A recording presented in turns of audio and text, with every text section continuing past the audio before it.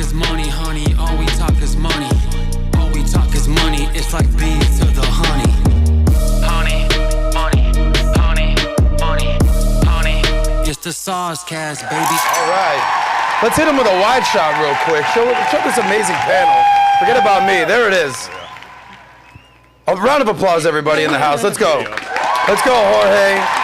Guys, welcome to the SOSCAST on Valuetainment, the sexiest financial show in the world. This is where finance meets romance. I'm your host, Adam Sosnick. You can call me Soz. For those of you that's your first time here, thank you for being here. You're going to learn a lot. You're going to see a lot of nice things, especially Rollo's new biceps. Yeah. For sure. For those of you that watch the show, fans of the show, you kind of know some of these guys, no doubt. Some of the finest individuals you'll see. You might have recognized some of these ladies, but we have some new faces. We didn't look so fine. Who's that right there? There it is. But as we always say, where's Nat? Can we get a camera on Nat? She here today? We're here. Nat's back, y'all, with Malik, the freak, the 5-foot freak. He's out here. You know what we say here, guys, because this is where finance meets romance. We want to see you guys get paid, laid, and do it your way. But now, sometimes people get mad at me because the intro takes forever. But I want to get right into topics. We have a lot of value that we're going to do today. By the way, this is an international episode. We got Vegas's finest here. Access Vegas in the house. Michael Sartain looking as just sexy as ever. Okay. Rollo somehow with getting... your f-stop. My arms look too big. You might That's want right. to change The arms are getting a little big. On the camera. We got Vegas finest with Rollo and Michael here. We've got Miami's finest. Who's from Miami here? Ooh. Me? Raise your hand. It's Okay. spicy. We're all... We got another Vegas. We got Australia's finest. Yes? Stirling Cooper's in the house. Look at those guns. You thought I was talking about you. Well, it's funny because his name is where I was born in Australia. Cooper? Sterling. Oh, Sterling. I went with the wrong one. My bad. Yeah, 50-50. You know. But here's some of the topics we're going to be covering today. Then we're going to meet our panel.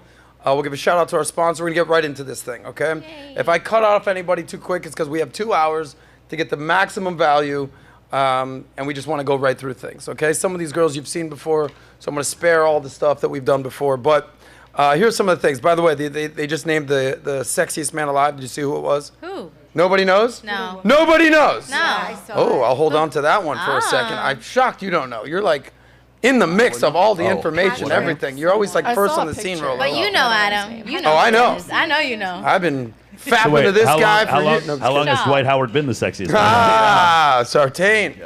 Sexiest man alive. We'll talk about age gaps in dating. Gavin Newsom, Governor California, he had some things to say about the manosphere and Redpill and sort of microcults. I want to get Rollo's take on that and why men are in decline, apparently. I want to get the females' take on that. Money, we're going to definitely get into some money, how important being on the same page as couples are. Questions to ask your partner, financial questions that are important. Role of a man, of a woman in a relationship. You've been married for 27 years. 27 years. Michael, you're in a serious committed relationship, Yes, from we're what I on understand. 13 months now. 13 months. It's like a newborn. It is, yeah. 72 months, 13 months. So you just had your 1 year anniversary? We did. We went to Mexico again where we met. Congratulations, Yes, bro. I appreciate it. Dun, dun, dun, dun, bum, bum, bum. Why That's is the just a camera on song I my like. face? Why is my camera? Michael is an attractive happening? man with an attractive woman in his life. Sterling, any ladies in your life? Oh. We'll keep that under wraps. That's right. Well, Listen, the 4 of them don't want you to know. Yes, yeah, they're all watching the show right now. So we'll talk about that, the financial role of a man and a woman, and we'll use basically corporate models, C-suite executives to understand the male and female dynamics in relationship. You taught me intersexual relationships, sexual dynamics. Intersexual You taught me that. That's the best term for it, I think. Fucking shit, Rollo. What else are you going to call You're on fire. You're on Tell me fire, Rollo. what else would you call it? We'll talk about kids, and we'll get into that. Anybody have kids on the panel? Bunch of single hot chicks out here. Somebody likes to impregnate these girls. Brady? Brady? Step on up. What it means to be a housewife. And you guys actually had some topics you wanted to cover. Sure. Yes. President of the United States. Last time I were here, we threw the flag on your face, Stirling Cooper, in the house. We'll talk about that. Higher body counts in married women leads to fill in the blank. Hey, don't say anything. Cliffhanger. This just Michael. in. This just in. And then Rollo wants to talk about boundaries. Yeah. But Rollo's here, Sterling's here, Michael's here. Last time I was on with you guys at Assets Vegas, that was a lot of fun in Vegas. That was in August. Yeah, I that wanna was say. quite the show. I was there. That was. Tiffany was there. You were very was fun. animated.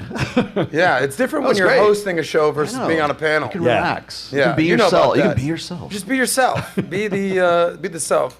And then Sterling, I haven't seen you this whole summer. Where you Man, been? I've been living in Europe for like the last What countries have you been in? Spain. Been in Spain. Very nice out there. How's your Spanish? ¿Cómo se dice español? Trash. Trash. But you look good I while don't doing need it, Spanish senor. to live in Marbella. That's true. Okay. Let's meet the ladies, and then we'll get right into topics real quick. Favorite. What's that, Nat? My favorite, the ladies. Thanks, Nat. I'm a lady. What am I supposed to say? Despite contrary belief, Nat is a lady. I'm a lady. She's a lady. I say it all the time. When I met Nat, this is what a man does for a woman, Rollo. When I met her, she was homeless, toothless, Does she know how to penniless, curtsy? shoeless. Yeah, there you go. She No, knows I all wasn't that? shoeless, but now I'm not sockless. Shout out to Ashley. Oh, Ashley. Get your socks. Her Speaking socks of are Ashley, fire. Ashley Wolf is in the house. Yes. She was here. She was the nun. Weren't you a nun? Oh no, you were She's a police. I was a police officer. police officer. Should've The arrested nun you. is who you fought with. Correct.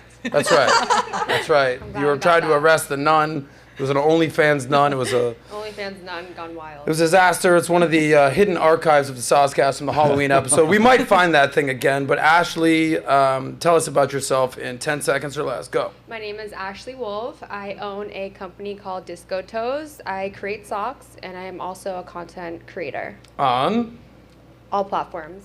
all platforms, Rollo. Yep. All. Covered all the bases. Get all the Listen, numbers. I Get all the need some numbers. socks. I'm Go down on with the socks. discotoes.com and purchase. Yeah, Copy. they're What's it bomb. called? Disco Toes. Disco Toes. Toez.com. And you brought your friend Jasmine Money Waltz signs. here. I did because Hello. she is I tried to amazing. say to Jasmine, you can bring that closer to you. It's fine. Don't be scared. It won't bite.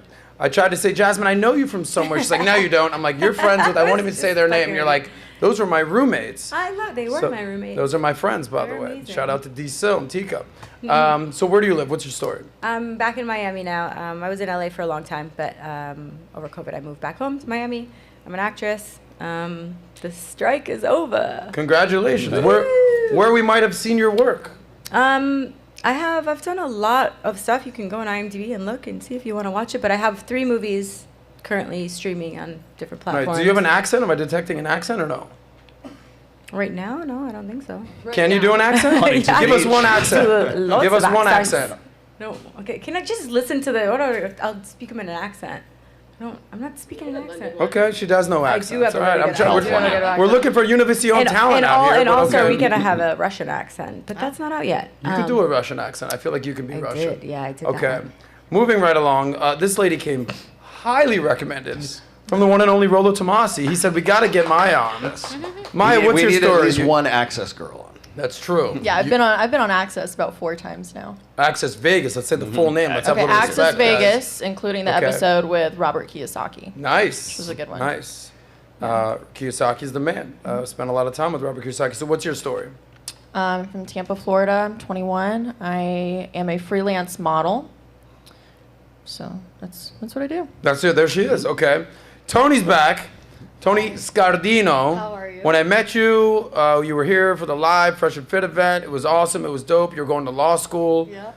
What's the status of law school? I'm not going to law school anymore. As you know, I started my own podcast. Okay. Shout out Free Will. That's what it's called? Yeah, it's called Free Will. It's where I talk about society distracting us from our higher self, higher purpose. So yeah, to establish oneness. Hey, I do a podcast where we don't believe in free will. You should. Can I come on Yeah, your show? no, I'd love to have this conversation with you. I believe Absolutely. evolution has completely eliminated our free will. We should do a show. I Let's love do a the show knowledge. together. Yeah. Love that. Listen, we're making magic over here, ladies and gentlemen. We got a newcomer to the show out here. Where's she? I can't see her. But we got Nika in the house. She's from Miami. Nika, what's your story? Hey, so I'm Nika. They call me Nika Babe. I'm a content creator, digital product maker, and social media strategist. Michael, what's your first question for her? Nika, you look like you were like CBS sideline reporter for an NFL game. Am I wrong? Do you guys not see that? I get that vibe. Well, I'm in marketing. Okay, all right. I just want to ask you a question about how the Broncos did. Like that's Oh, well, you I know what I'm wouldn't saying. know As soon as I that, see you so- right there. Well, with Russell Wilson, not well. Not well. No, that's No. right. Like who? Shout out to the Dolphins, though. Is he rich? Well, welcome to the show. How often do you podcast? How often? I mean, I listen to podcasts like every morning, and I've been on one before. That's and great. I co-host so like a good maybe 5. She's like, and I co-host the CBS Sports Run, fantasy football show. Well, welcome to the show. Thank you. Nika is in the house. We also have a newcomer, Melissa. Hello. That's you. That's me. Okay, you look shocked when I said your name. No, I was just waiting for the mic. Okay, Yeah. there it is. We got 2 mics for the ladies out there. Okay, great. So you two are sharing and you two are sharing. So it's 4 ladies, 2 mics, 2 ladies, 1 mic. Got it. Boom. Okay, insert joke right there. Brady, get off your fucking phone. Anyway, I need some banter here, buddy. Melissa, what's your story? I'm from Michigan. Dropped out of high school. I work for Fresh and Fit. I sell life insurance. And now I'm here. You sell life insurance. Buy life insurance. Okay. Yay. Who are you selling life insurance to? I don't know yet. So I'm just finishing up my course. Wait, so I'm not there the yet. policies will start with her and end with you? Yeah. Isn't that ironic? That's my business. That's his business. Oh, is it? He does reverse life insurance. Hey, that's Yeah. cool. Settlements. So we'll keep in touch. You know, then. any old rich people looking to offload their life insurance, I have a In massive Florida? fund No that buys it way. out. Yeah, that's what it is. Gotcha. So congratulations, I wanted to Melissa. pay When did you out. drop out of high school? When I was 17. Stay in school, kids, right? Don't stay in school. Sterling, what's your one question for her? Why did you drop out? Why not? What? So COVID happened, so it's all online. And then it's like, if you don't want to go to college, why would I waste the last 2 years of my life in high school when I could have a jump start and figure out what I actually want to do? Very reasonable answer. Very There you reasonable. go. Not to mention the Drop debt, out of right? high school and team up Not with Myron the and men. Fresh. There you go. You're off to the races. I'm off to a great Respect. start. Say hi to Chris for me. That's I my will. guy. And also Big Mo. All the whole Gotcha. squad. I was with Myron at the Tim Pool event recently. I was supposed to come to your event, but I was out of town when you guys did a live. Well, stay in school, baby. You could have been invited. All right, all good. The one, the only, the Amy, the Dangerfield is here. Nice accent. Yeah, I try my best. Working on it. I like it. From Stirling, Australia, from what I hear. Sterling disapproves of the accent. I Yeah. could tell by the Your accent shaking is of the head. Just horrible. It's just trash, mate. Give me an American accent, bro. They're really hard to do, Go ahead. right, Sterling? They're really Yeah. hard. I can't do it. Channel your inner Huntington Beach. Oh Come my on. God. Oh my You god. get in there nice and deep like Boyd and polish them tires. Justin Waller. Shout out to Jay Waller, That is whatever a that northern was. Louisiana From, accent. Good job. I do what I know. Exactly correct. Down here in the bayou with Justin Waller. That is correct. Yeah, okay. So, Amy, there's something new in your life these days. Tell us what it is. I'm so excited to announce that I am working with Valuetainment. There she is. Yes. You're working There with we go. PBD Consulting. Yes, sir. You're Absolutely. a businesswoman taking I care am. of business. Something like that. Yeah. Yeah. I like it. Like Jay-Z once said, I'm not a businessman, I'm a businessman. That's Man. you. Ma'am, that. business ma'am. All right. Respect to you. I love the team. I love the combination of like Yeah. political stuff, education, but a lot of value for entrepreneurs. So it's a Well, I think perfect you're going to little crush mix. it. I don't know if you guys are familiar with Valuetainment out there, but we're kind of a big deal. So check it out there. Shout out to Christy. She knows what we're talking about here. Last but not least, the lady all the way, I got to do a 180 out here. Tiffany Fox is in the house. How many X's? One X. Just There's one. only One now. I'm Fox. sorry. I like the 2, maybe 3. Okay, I'm just saying, when I think Fox, Jamie Foxx, you know. She's still keeping it spicy. That's right. Tiffany, what's new with you? I met you on Access Vegas, the show that Rollo and Michael do out in Vegas.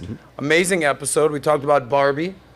Yeah. That one stupid lady was commenting on it. I'm like, have you seen the movie? No. I was like, shut your stupid The one face. that blew a homeless She guy. came back Yeah. on against Myron 2 weeks ago. It was pretty How funny. did Myron treat her? Oh boy. So she castled herself. Yeah. That lady's got no hope. There's like, Bob I'm hope, bored, I'm no out. hope. She's got none of it. Okay. Tiffany, what's new? So it's new. Let's see. Well, I retired from porn finally. Yay. And But hold on. You hold on. You get like a pension plan. How does Just it to be work? clear, What we can happens? still find your information online, right? you can still Google Thank me. God, Tiffany. Thank Yeah, God. I know, Adam. I Okay. got to leave it up there for you to fap it out.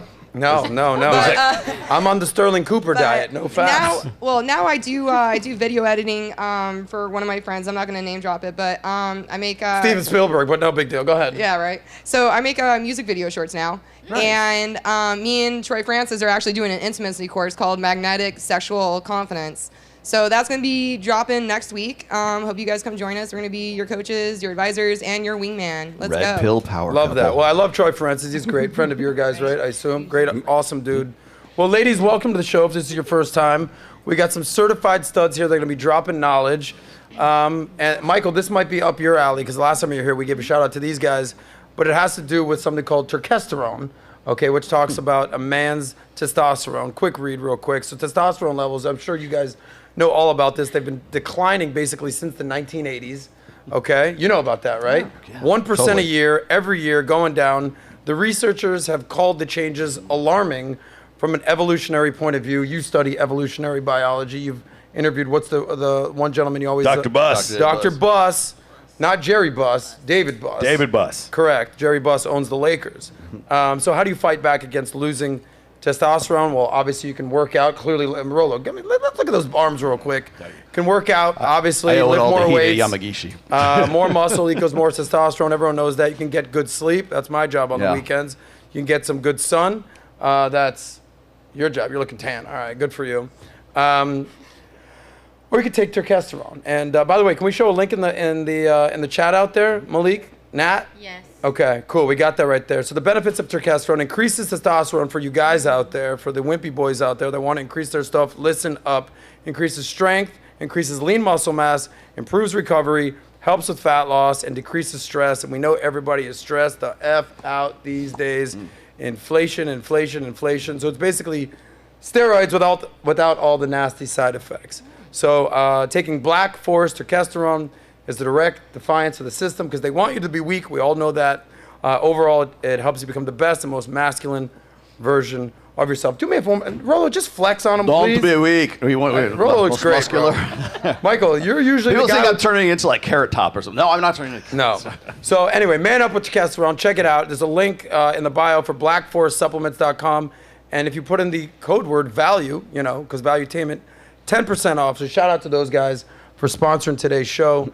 And take a look at what they got going on over there. All right. Yeah, Aaron in the house. Thank you, buddy.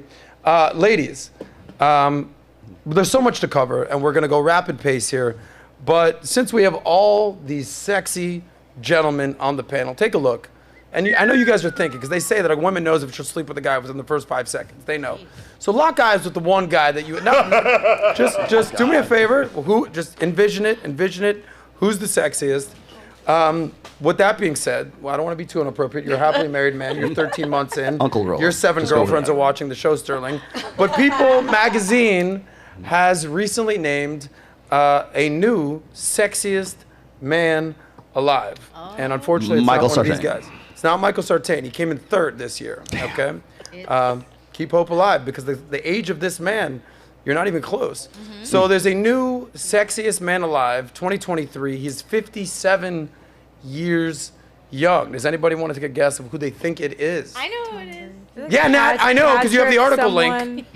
Is it Patrick? Malik, do you have it? Hugh Jackman. Who is it? Yes. Patrick Dempsey. Patrick Dempsey. There she goes. Nice. She got it. There it was Patrick Dempsey.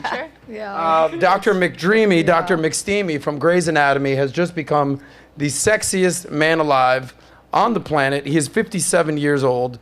Where the hell is this card? Here we go. He's 57 years. Okay, so ladies, you know him from Grey's Anatomy. This is 30 years. We talk about all the time. You guys talk about this.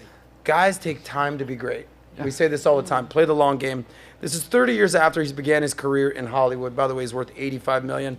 Ladies, you have your thumbs up, your thumbs down. We're going to be using these things. It's not just something to sit on, like a thumb to sit on. Grab it. Show a picture of this man. Show a picture of the ladies. You don't need me, guys. Don't forget, worth $85 million. All right, get off the screen. They know what he looks like. Get it on the ladies. Camera on the ladies. Ladies, green, if you would actually take this guy down. Like, this is like your kind of guy, despite being age 57. Green, red, no. Too old for you. Not your type. Not going to happen. Hold him up high, guys. Hold him up high, leave guys. you We can't see him. You have to pick one. So we got red, green, red. A bunch of fucking reds. Yes. Definitely right. Okay, Jasmine's the only green. She's in Very green. weird. Before I I don't even like older men either. You watch That's watch Grey's Anatomy, Jasmine? Never. You never did? No. Well, he couldn't keep Olivia Gray, so I Yeah. guess it Is wasn't that Callista Flockhart? That's Harrison. whatever, I forgot. So, all right, watched before one I get the episode. ladies' opinion here, I'm going to get the men's opinion. Rollo, $85 million. Yeah, he's 85 million. He's the sexiest man That's what alive. had me. And none of you girls, other than Jasmine, are even interested. Very weird. Before I get to the ladies, why are these girls Not interested. Rollo, what are your thoughts? Before they answer, I want to get your speculation. I presume it's the age differential. The age differential. I presume that. No. It's not the age thing? Hold on. It is for Not me. the age differential. You think it's the age differential? I would say it's the age differential for sure. Okay, what do you think it is, Sterling? I think they're just embarrassed to admit it here in front of everyone. How would you be embarrassed? If you show me a picture of the sexiest woman alive, who is it right now? Who is it? Like, is it still It's a Halle Berry? tranny. There we go. I'm out. They literally picked up fucking tranny. Was it Dylan Mulvaney? Unbelievable. No, that wasn't sexism. That was Woman of the Year. That's that woke ink. Bullshit. Okay, so you think that they're embarrassed. Okay. To be honest. Yeah. Michael, you're the smartest guy here on the panel. Here we go. You read all the books. You know all the words. You got all the best words. Women, again, Dr. Buss's book, Why Women Have Sex, 237 Reasons Why Women Have Sex. So contextually, they got to look at him for 1 second. Women need so many more triggers in order to feel sexual arousal for a man, and they just didn't get enough from 85 million and a skinny 57-year-old dude, and none of them watched. On the beach. By the way, if any of them had watched Grey's Anatomy, I'm sure they would have a lot more familiarity. Does anybody actually not know who this guy is? Seriously? Show a picture of this guy. He's been in Hollywood for 30 years. Yeah, but if they don't know who McDreamy is. He's the sexiest man alive, ladies. Why am I selling this? Yeah, because also it's People Magazine. That's why you're selling. The other reason is People Magazine is like it's ancestral media. Like it's it's traditional. Who subscribes to People Yeah, no, Magazine? you don't What's know their it's demographic? None of you girls are familiar with this guy? Amy, you're not familiar with this He's just guy? not my type. Adorable. He's not your type. Not my type, and I need to know more about him, have some interaction. Yeah, I Exactly. need to know more about this No, guy. I do. I need to have some that's exactly He's a my Hollywood A-list actor worth 85 million. I He's the don't care. sexiest man alive. Now, hold on. Yeah, but how is he with his grandma? Hold on, No, one no, more no, time. no, no. Yeah, go ahead. Adam. So Yeah. let's look at it from this standpoint. From his reality, Yeah. they're lining up down the block to go out with him. From Patrick Dempsey's reality, what happens is his life, the women who do like him funnel into his life. So from his standpoint, it doesn't make any difference. But the women in general might not all be into him because most women aren't into any one guy. I mean, there's a few. There's some huge high correlations with like Jason Momoa or Chris Hemsworth. But for the most part, most women aren't gonna like if you have just show a picture of a man. Most women aren't gonna say I would immediately have sex with him, no matter who the man was. Okay, ladies, thumbs up, thumbs down. How many of you would pick Michael Sartain over him right now? Because you've been in his presence. Green or red, ladies? Come on. That's Michael Sartain right there, the guy informing you. Sorry, Michael. Yeah, you guys second Dempsey. Amy's down. Well, the reason I said no, well, to be very clear, Adam, the reason I said no is because oftentimes people who are in Hollywood are very woke, right? Which completely, I would not be able to have a conversation with the guy. It would completely go against my ideology, which would in turn make my pussy dry. Therefore, that is why I love how you just make these presumptions. Yeah. Just on a fly. Okay. Well, a lot of people in Hollywood are naturally voting like for that. this? That's the He's culture. married That's with why kids. I said age differential. Yeah, but if he's demographic of People Magazine. if he's People's Man of the Year, he is a liberal. There is no Exactly. possible way We're not that's going to not have true. anything There in is common. no possible way that isn't true. Okay. Let's go down the line here real quick. Real quick response. Why you were not interested in the sexiest man alive? Go ahead. I'm just not interested in him because, like he said, I can't just look at a photograph and be like, oh, I'm into him. I wanna have sex with him. I need to actually sit down, have a conversation, be more intimate on a intellectual level. I can't just go by a photo, and that's just me. Sterling, you do the same thing with women, right? You can't just look at a picture of a girl and look at a girl and just. I think guys I need are to talk to her a different. little bit more. Guys right? are different. Guys are horny with their eyes. I have an instinctual response now. I can look at a You see woman's those photo. boobs? Those are Republican boobs. exactly. Those are Republican breast implants that I see on that woman. I can pick them if they're right Totally leaning, down left with leaning, her. if they're But back, men- if they're on back. Hold on, guys. Hold on. Let's Let's Sterling talk. Go ahead. I'm serious. Like these Okay. days, it's just so You instinctual. just know. You can smell it out. I can pick it a mile. Jasmine, you were the only person that would actually take down Patrick Dempsey. Why is that? It's strategic. He's an actor. I'm an actor. Casting director might be watching. Watch. I say this all the time. They might be The big difference between ladies in LA and in Miami. The ladies in LA, you have to watch out. There's always something. They're always looking for something. They're social climbers. There's social climbers. They're always, homie hopping. You don't know what's on their mind. A girl in Miami, it's very clear. They just want to party for free. They're not looking for a gig. They're not looking to party. They just want to have a great time. There it is, Patrick Dempsey. Watch out for Jasmine coming for your job. All right, Maya. Is it because you're too young? Is it because you don't watch Grey's Anatomy? Sexiest Man Alive. Why were you not interested? Yeah, it's like a 40-year age difference. But also, that was a good point. Yeah, he's probably liberal. Oh, stop But it, the guys. biggest thing is an age difference of Got it. 40 years.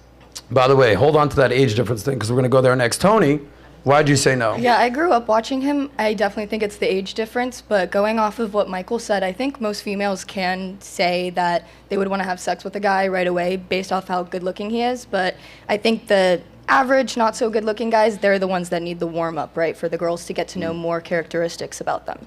Rev the engine. Yeah, but I think Okay. most, like, if we're just talking about sex, I think most of them would say yes, but it was dating, right? So Yeah, it's you're a not going to dating, take him guys. seriously. Take down. You Yeah. know, it's a So, but I think if PG-13 it was show. just strictly sex, then yeah, Okay. most of these girls would Gotcha. say See that this kind of counter like Yeah. when you say a woman knows within the first 5 minutes of meeting a guy if she's gonna I sleep said with 5 seconds, Well, but okay, 5 seconds. yeah. Well, okay, 5 seconds, 5 minutes. No, It's actually reverse of that. It's, Really? it's she knows within the first 5 minutes that she won't. She won't have sex with him. Ooh. Yeah. She rules him out. She won't reel Yeah, him she'll in. know if Yes. she does. She won't. But then How there's quickly do you know if you'd actually sleep with the guy? Is it know. out minutes, hours, or days? I think I men think kind they're of both portray who they are really quickly, like very quickly. I think Comes it out. depends Just on the real quick, girl, minutes, too. hours, or days? Go ahead. Well, I need. It depends on the guy, because I feel I like need guys hours. warm up. The last guy hours. you slept with, did you need minutes, hours, or The last days? guy I slept with is my boyfriend. It took him a year and a half to actually get me on a date, and now we're dating. But Okay, so. minutes, Damn, hours, that or is some days? long game Hours. right there. Hours, Yep. minutes, hours, or days? Last guy. Weeks. Weeks, okay. Yeah, mine took weeks. But I'm saying to know you'd sleep with Yeah, him. weeks. Minutes, hours, or days? Come on, because I know the answer to this one. Hours. Hours, okay. Amy? At least it's hours. Days? Days, many days. To know hours, but to act on it, it'd probably yeah, be the Yeah, question that's is probably to more know. accurate. Yeah, Mika? that's a good Right? answer. To know, like instantly. Okay. Sort of reaffirming what I said, but then how long did it take? Oh, to how long it takes? Like a couple months.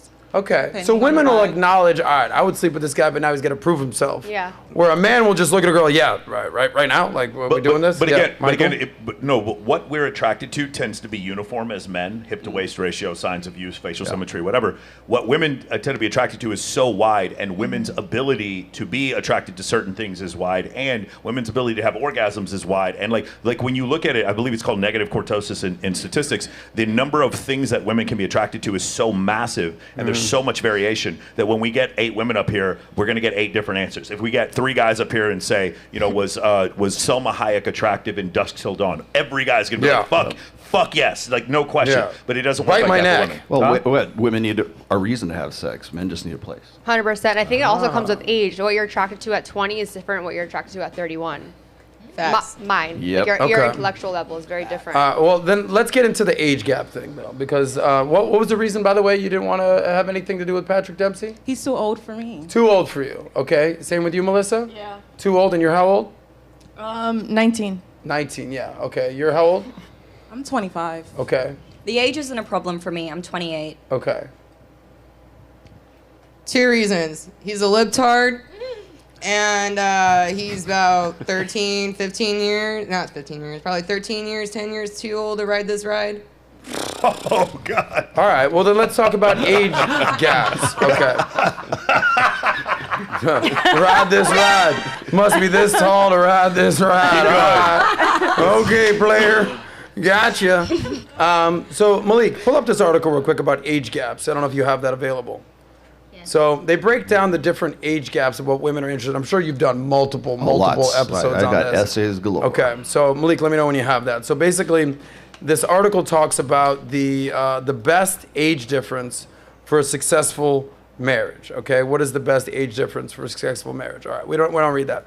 So they give basically 4 different brackets, and I want to get your guys' thoughts on this. Age gaps work differently for different couples. For some, it's closer in the same age, basically same age to about 3 years. Then they say that there's the 5 to 7 year age gap, which basically there's fewer clashes, there's less misunderstandings and arguments. Then there's the 10-year age gap, which is sort of my wheelhouse. They have different life goals, let's say, different ambitions and perspectives aligned together. However, it can be a little bit stretchy at times. Sometimes the younger partner won't stand up to the older partner's maturity level and create a lot of issues. That's what this article says. Then there's the big one. Michael could talk about this. The old 20-year age gap, the good stuff. All right. And they say, this article, not my opinion, Michael, that ideally this is not the best age gap for couples, that it will be a huge shift in goals, ambitions, opinions, and mentality. The biggest of all being wanting children, while the older spouse, which is you in this case, sir, may want to have children ASAP, but the younger one may not be ready on this opportunity. So it's not an issue for us. Not an issue. So it's funny because I'm 46 and she's 21. We're at the exact same spot. Really? Yeah. Break that down. So 46, 21, there's a 25-year age gap. Yeah, so a couple years we both would like to have children. Like maybe that's what we would consider when we discuss it, yeah. Okay. For sure. It's the irony is, like, I listen to more hip hop than her. I'm in the gym just as much as she. Like, the things that are supposed to be the age difference between me being 46 and her being 21, we just don't have. I'm on TikTok more than she is. So it's like, it doesn't, you know what I'm saying? Like, That's how you knew it was meant to be. Well, the issue I'm trying to make is those stereotypical differences between the decrepit 46-year-old man and the 21-year-old girl. They don't. You three of you know my girlfriend. They just don't happen with us. We're actually. Yeah. Well, I mean, to your credit, brother, you're smart. You're capable. You're a stud. You know everybody in Vegas. Like, you look great. You look great. Like, it's not like when I think of 46 and when girls think of 46, you don't necessarily think of Michael Sartain out there. Okay.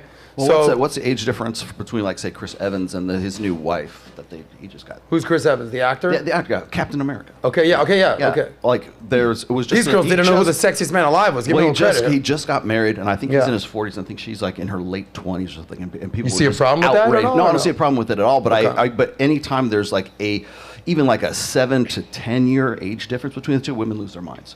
Because the guys, it's like robbing the cradle or something right there.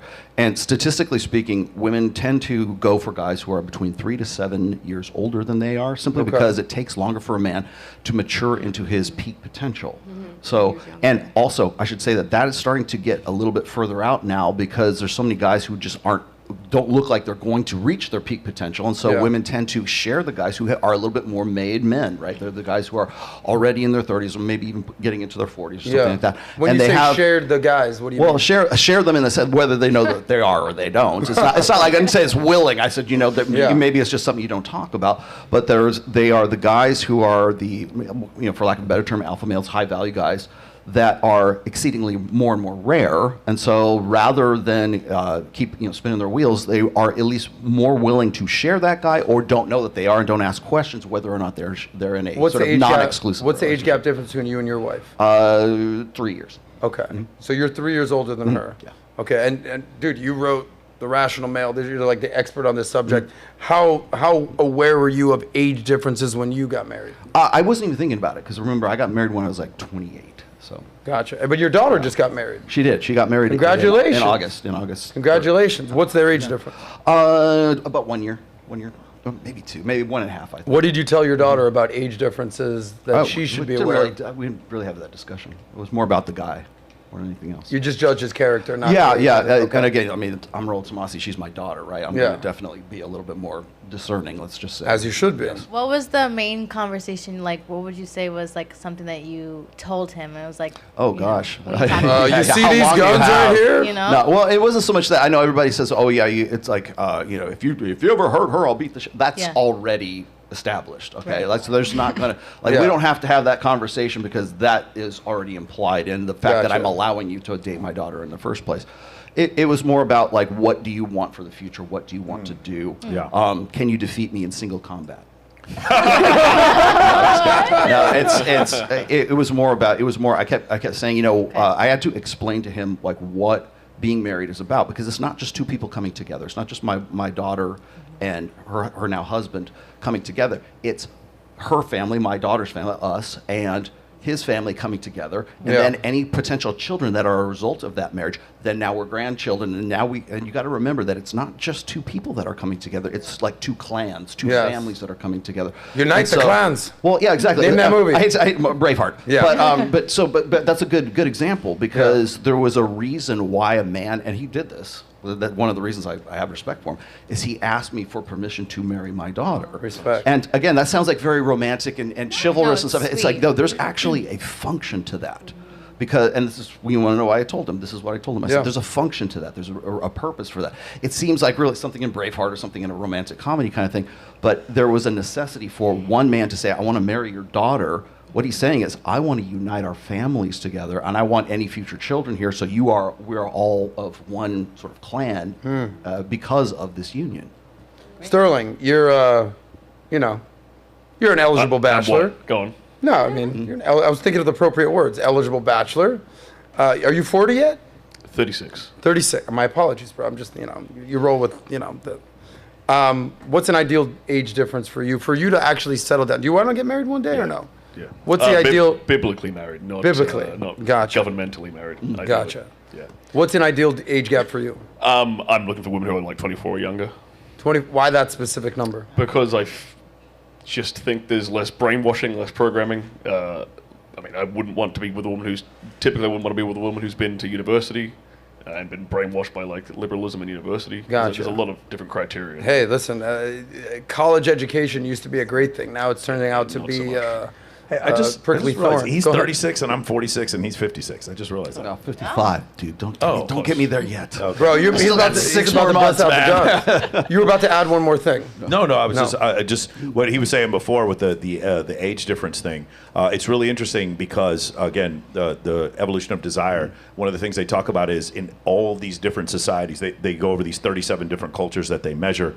And men, as they climb the socioeconomic ladder in every one of these cultures, the difference in age between the husband and wife increases in every culture. So that means if you get higher up the socioeconomic status, if you're Yanomamo Indians or you're Aboriginal or you're from Norway or Mexico or whatever, as those men get richer, the difference in age between they and their wives increases. And why do you think that is? Just because men want a longer, reproductive career. I mean, that's the evolutionary answer. Obviously, the answer is young, hot women look hot. But that's such a basic answer. By the way, the contrary is not true.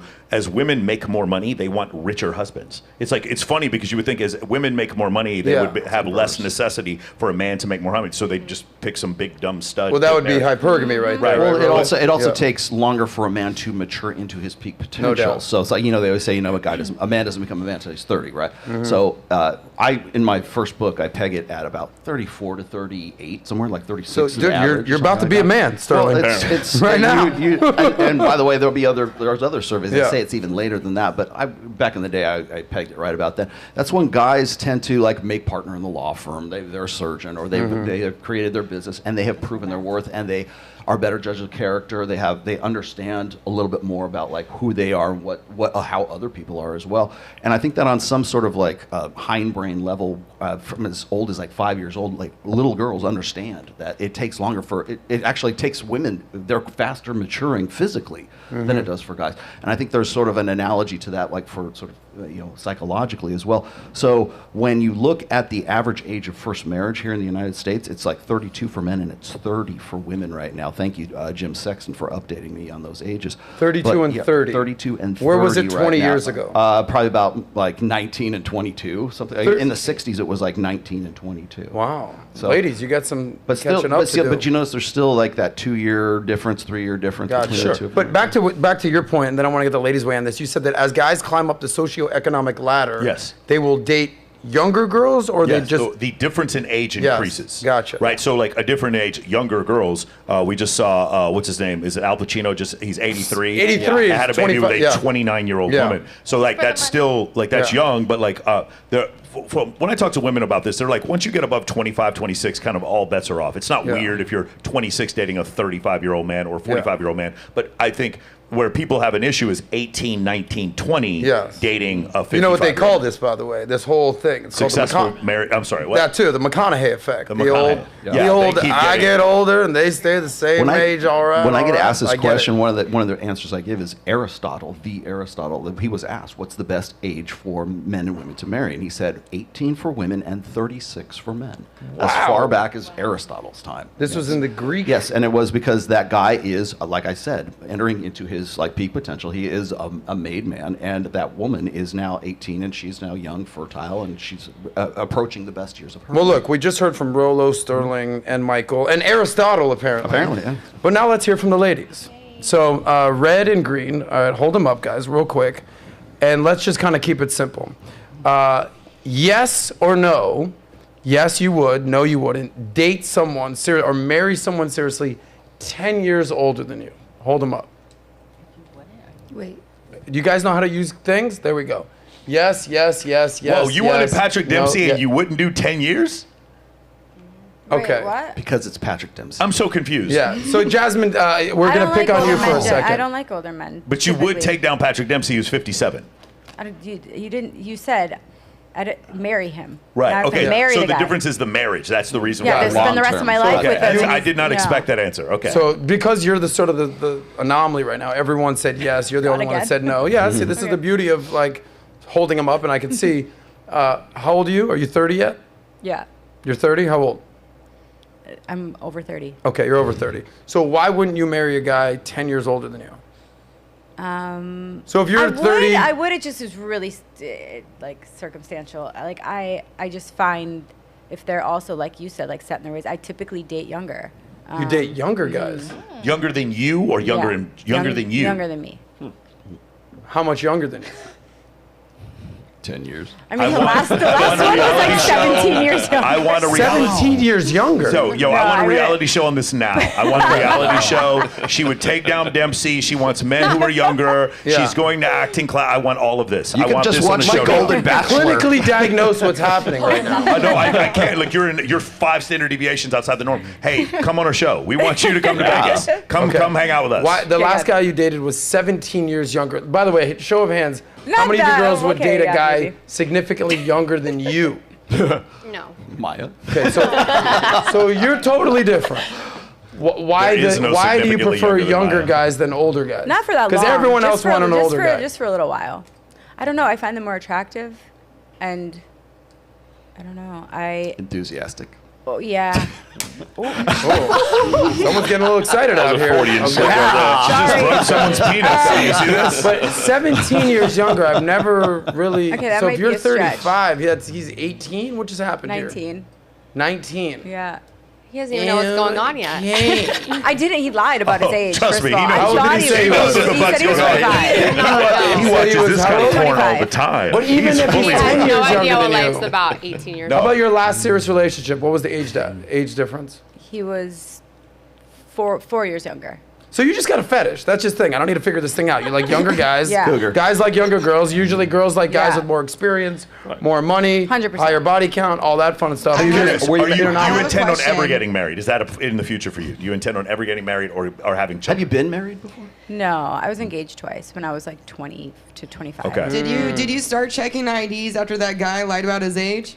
Yeah, I'm gonna start. I'm gonna like. I'm getting there. Okay. So let's go down the list here. Tony, you said that you would date a guy 10 years older, all right? It depends on the soul, the connection. That's the only thing it depends on. It's The not a- connection and the soul, not Yeah. the money, not the looks, No. not what he's got going on, not Just his the status, not his connection. network, just Absolutely. that he reads poetry. Yeah. Okay, And why sense is that? of humor. Sense of humor. I mean, is it ideal? I think I agree with the 2 to 3 year age gap because that's like average for United States. But I think it just depends on the person, depends on the connection.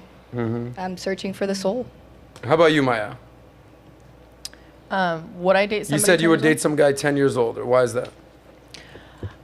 Typically, I just connect better with people who are older than me. I've never got along really with people that are close to my That's age. why Rollo's such a fan.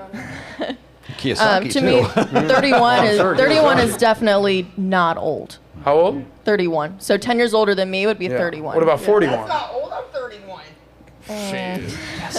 What about 41? Iffy. So if you met a guy like Michael, or even Sterling. They like know my girlfriend. Like this. That's why I said a guy. That's why I and she said a will guy kill all of like them. Michael. Would you be interested in a 46-year-old? I'm not gonna disclose Pushing. that. Okay, Amy, you said you had no problem doing something like this. Yeah, no. I think that men and women, like they said, reach their peak in different times. Like women's peak and her prime is, during the 18 to probably like mid-20s mark. That's when she's the most fertile, the most young, the most beautiful. And for men, when they come into their peak is typically, late 20s, 30s, even beyond that. Like you can have a man who just reaches his peak in his 40s who outshines what a woman was able to do in her early 20s. So I think that it makes a lot of sense for maybe not 18, because to be honest, when I was 18, when I was looking at like 30, 40-year-old men, I'm like, they seem a bit old. But when you get into like those early 20s, I think that if you meet the right person, that's going to be the absolute best chance of long-term compatibility. You're both in the same stage of life. So Okay. sugar daddies are in What your about future. you, Nika? Sugar daddies are in your future. Oh my goodness! Sugar Wait. daddy? Sugar daddies. Nika, how about you? What are I'll you do looking it for? You said for- you would date a guy 10 years older. How much older would you go? Of course. How much older would Yeah. I go? I dated You someone. said you're 25? Yeah, I'm 25. Okay. Would So you I go dated- 45? Yeah, I dated someone 45 years All old. right. Yeah. How'd that go? It went bad. Michael! It went bad. Why did it go bad? Why did it go bad? He didn't have the energy. It's kind of like times when I wanted to go out, he wanted to Yeah, lay he in needs bed. testosterone. Okay, so, Amen. hey, you were bringing this up, and the reason why I think that 38 number, which I think is an accurate number, is gonna change is because of peptides and testosterone and things like that, where there's no corollary for women. There's nothing that can do quite the same. I mean, you can attempt it with plastic surgery, but it's not quite the same. Whereas men, like, I can literally get my testosterone levels to exactly what they were when I was 19. Yeah. Giving women testosterone obviously has an opposite effect. So I think what'll happen is the energy thing that you're talking about now, like most of my friends who are 46 that I went to high school with have put on massive amounts of weight and they don't want to go out all night. Like I'm going to go on stage with Tiesto in 2 nights. Like that's, there's no doubt whatsoever. I'm not going out tonight because I'm tired. That doesn't happen for me. So, This guy's on stage with all the DJs every single weekend. That's not a one-off thing. Right, but at 46 though, like that's the thing. I don't feel like I've slowed down at all. But I think that, obviously there's reasons why you can do that. And I don't, what I'm saying is there's no corollary for women. Okay, what's the age difference between you and your boyfriend? You said you guys live together? Yeah. Yes, we do. It's 2 years. 2 years. 2 But you years. said you would date a guy 10 years older. I would, but I'm not. Okay. I'm dating a guy has a 2-year age gap. And how old are you? I'm 31. Okay. Yes. And how long you guys been together? 4 months. Okay. Yeah. Oh, so this is new. It's new, but I see myself marrying him for several reasons. It's the mindset, it's his stability, it's his potential. I love how he's such a businessman, owns multiple businesses, and I love his family values as well. I think that's very, very important. I don't just see a guy with money and status and then be like, oh, he's mine. Like, I need to see how a guy operates with people, like how he respects people. You know, there's a lot of things that go into why I would date a man. Okay. Yeah. You were about to say that Patrick Dempsey was too old for you because you're 31 and... I mean, like that's like 30 years almost. You know what I mean? Well, You say it's like almost 57. Wait, is my mic on? Yes. Okay. Well, it's like almost 30 years too, and it's like that's a little bit like, because I think that's like around the like not too much longer. I think that's when the equipment will stop working with erectile dysfunction, and that's not really. So I like you, so don't be offended. Can you really be that picky when, like, you've done stuff in your past that, you know, a guy would be like, nah? I'm a picky bitch. Okay, well. And also, I've met guys who are really young who have ED. That shit can strike when you least expect it for That's probably anyone. because they're fapping too much. It's too much porn. Is that the reason why? They're jerking off to porn too much. Is that what it is? Too much porn. If they're getting ED at that age, they're jerking off to porn too much. It's also the desensitizing your wee-wee. You know what I mean? Okay. So last question for the panel, move on. Ladies, when I say the word, pull up your thing, even though Jasmine broke it. Red or green? Still works.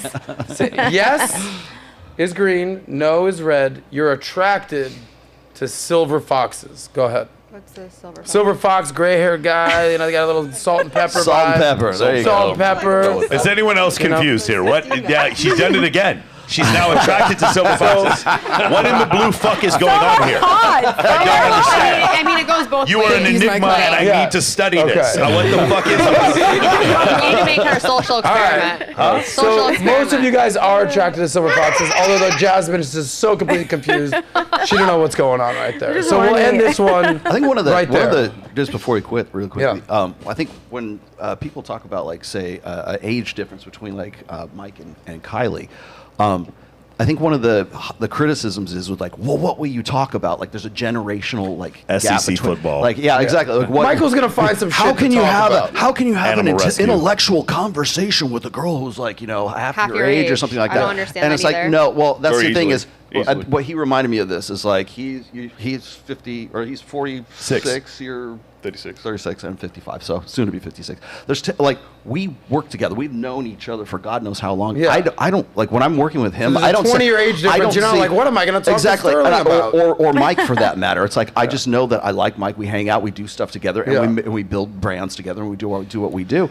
I don't think of things in terms, and maybe this is just something that's new now because of like maybe social media and being in the internet age. Point. But I don't think in terms of like, oh, I can't relate to that person because she's 21 years old or I don't at all. 46 or something like that.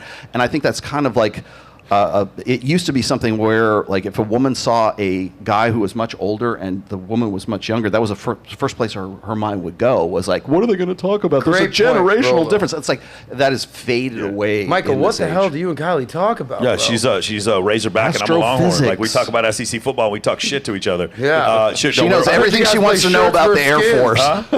We're big. We're both big in animal rescue also, and I mean, there's just a bunch of stuff. Like, the thing is, I've been involved more or less in the modeling industry, with modeling agencies for the last 10 years, and she's a model. So again, our relationship is not the one you would normally see, where I have actually more in common with the stuff she wants to talk about than most guys who are 46 years old. And knows more about KC-135s than any other woman on planet Earth. You know what? I'll tell you this.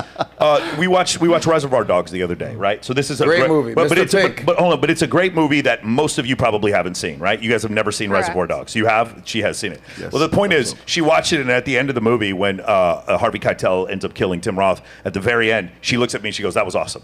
And me being the first person to let her see Reservoir Dogs and then go through the entire Quentin Tarantino collection, that's great for me. I enjoy that. I'm going to be the first man to take her to Paris. I'm going to be the first man to take her to London. So that's what I'm excited about doing. So I completely disagree with this concept of we have nothing to talk about because of the age difference. Can we expect? Hold on, guys. We're going to move on to the next topic here. So I was going to say, Adam, I was going to elaborate on that really quickly. Like, whenever I've been on dates with women who are much, much younger than me, so like 18, 19, 20, whatever, one of the first things they'll say to me is, I like hanging out with you because you can actually talk about things. You're worldly. You have things to talk about and teach me about, like Michael just said.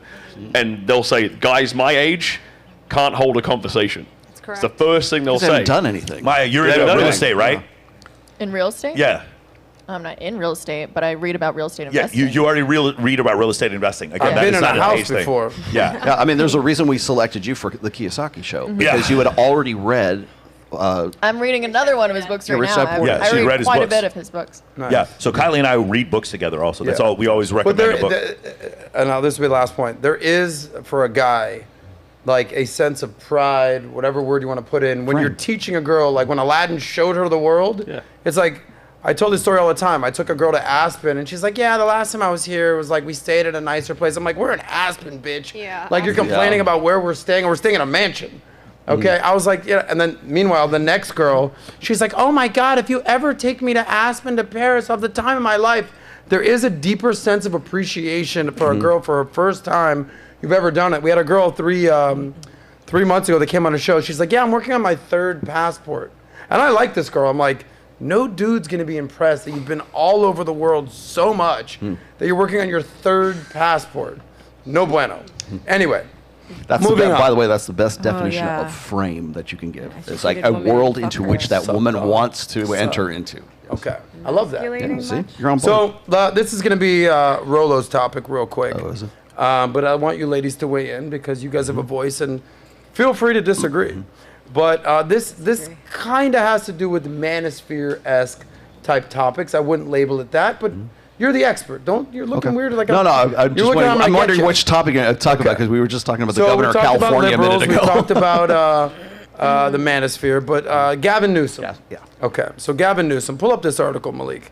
So he's panicking that his son listens to people like Jordan Peterson, Andrew Tate, and Joe Rogan. There he is right there. So the governor... Micro cults. I love that. Yeah, exactly. He calls them micro cults. So the governor of California, who knows what happens with Joe Biden, might be the Democratic candidate for president. By the way, I was at the RNC last night. Vivek crushed it. DeSantis.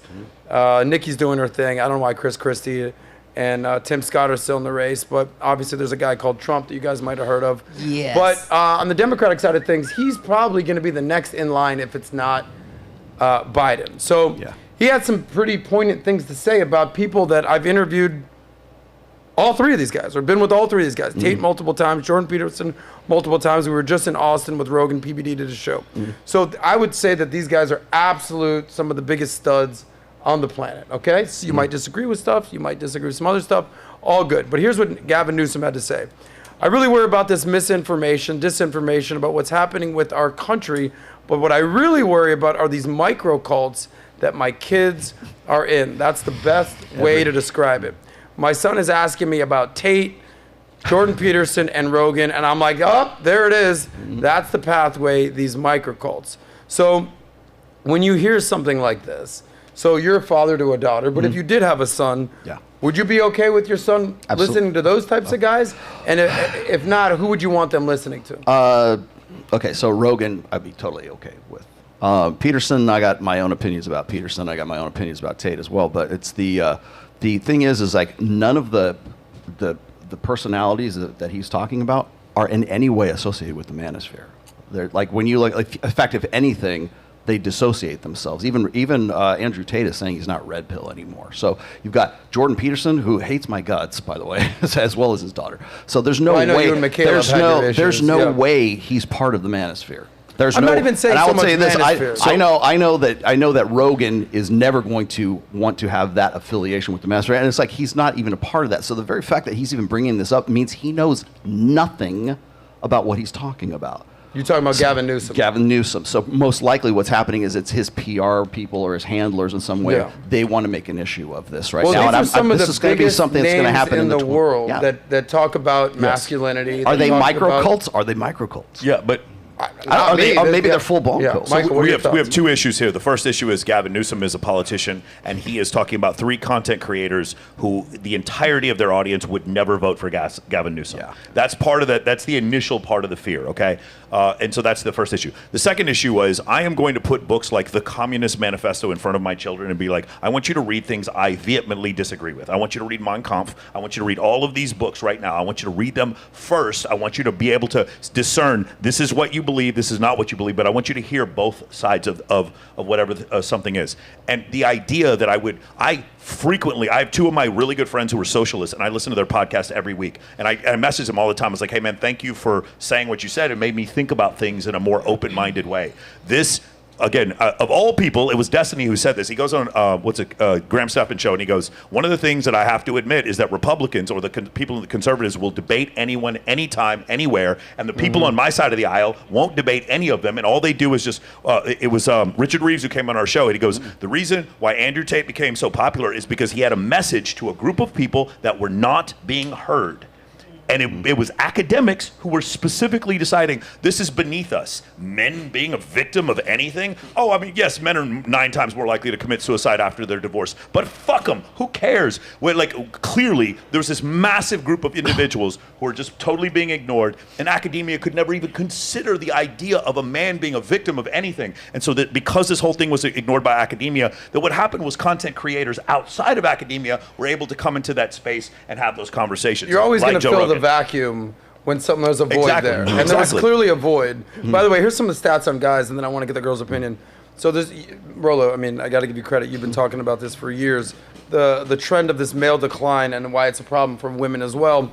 So American colleges, they used to, I think 30 years ago, it was 60% male, 40% female. Now it's the exact reverse. 60% female. And remember, in that's college. enrollment, not graduation. Yeah, graduation is even worse. 40% male. Now, what is in terms of graduation? Well, it depends on the degrees. So if you're talking about bachelor's degrees or like higher degrees, but like at master's and doctorates, women are far out. They're crushing.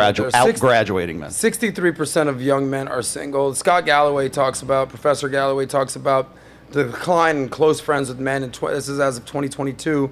27% of men have 6 or more close friends. If you extrapolate that and go back to the 90s, it was 55% of men. So men have basically cut their close friendships in half. Thank God I'm friends with you guys, by the way. Okay, and you. I think one of the reasons for that metric is that they are using a female metric for that. They still to this day think that men make friends like women make friends. Oh, really? Why. Well, 15% of men apparently have 0 close friendships, which is super weird, right? Yeah, but that means 85% of guys still do.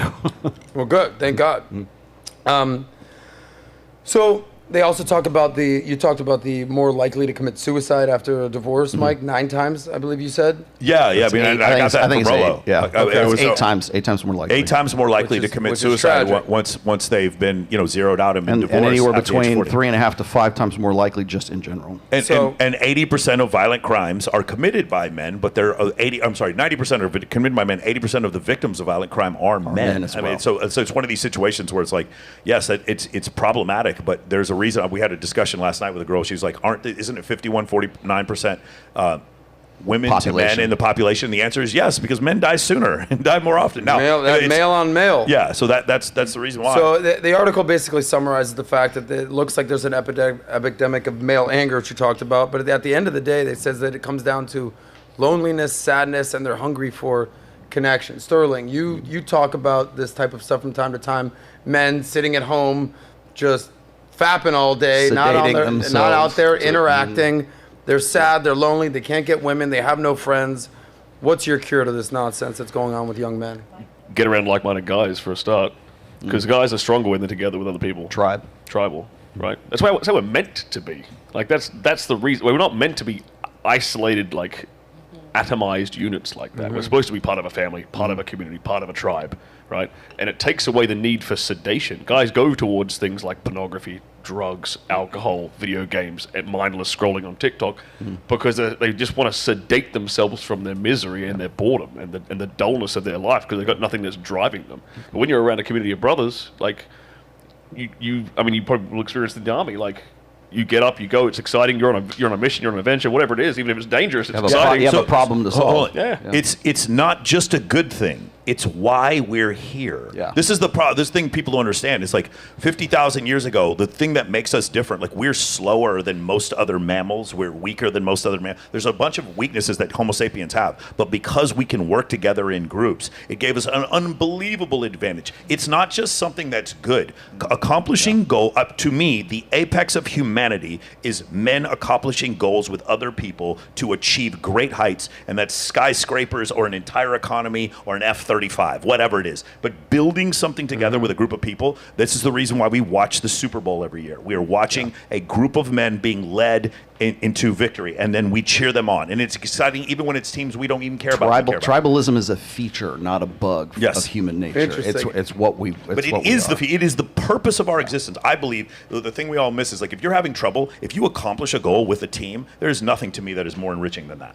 Well, it's like even when men are communicating, like what we're saying about the loneliness and the friendship kind of thing, when men are communicating, we communicate differently than women do. And when we are communicating at our best, it's not because we want to go to Starbucks to catch up with each other. Yeah. It's because we have a collective project to work on, and we have a shared interest. So when we're talking about tribes, one of the first things I tell guys when they say, I don't have a network of guys, I don't know anybody to talk to, blah, blah, blah. I go, you probably do. You just don't realize it right now. So do you have like workout partners? Do you have a Bible study thing that you do? Do you like to go fish? Do you have, I don't know, chess club, whatever. Whatever you do, you probably do have a tribe. You just don't realize that you have that right there. And so what I tell guys is when they feel like they don't know how to relate, it's like find your tribes first. And then from there, like guys need a collective thing to do before they can actually communicate. So it's like I use this as an example, some of the best conversations I ever have with my brother. My brother like restores like classic muscle cars. When we're talking, he's like working on the car and we're like there, just having a project to work on. That's when we communicate the best because there's something for us, like a cooperative effort for us to actually talk about something rather than, okay, the point of conversation for women is the conversation itself because they take pleasure in the conversation, whereas guys, we've got to have something that we're doing. And it's always find it interesting. Every time a guy goes, yeah, we need to talk, you got to talk about some shit. When a girl says we need to talk, it's always something that like, she wants to tell you, and you just got to sit there and be like, oh. Well, it's because women communicate covertly and men communicate overtly. Men are very direct. Well, women aren't as exactly direct. Men are information and content based in our conversations. Women tend to be context and feeling based. How did the conversation make them feel? As opposed to for men, it's like, okay, where's the woolly mammoth? Where's the caribou? We need spears. We're gonna have to go to this. And if you look at cave paintings and stuff like that from the caveman, those are just instructions that dudes said, hey, okay, guys of the future, this is how we killed the woolly mammoth, and here's how you can do it too. Yeah, and you talked about the NFL and all that. And I'm thinking of the Vikings, not the team that will never go to the Super Bowl. Not those Vikings. I know. Sorry, Mom, she's from Minnesota. But when you see those boats from like Leif Erikson or Eric the Red, and it was just like 30 dudes with oars, with the OAR, not with the WA. Such and they're just all just go, and they go faster than any animal could because they're all working together in unison. All right, thank you for that, guys. Ladies, time for you to say nice things or mean things about men. This is on you guys. Red or green? Give me the mean things. Ready? Hold them up. Put it in your hand. You're happy with the pool of men that you consistently run into. Green is like, I'm running into a ton of great guys. This is awesome.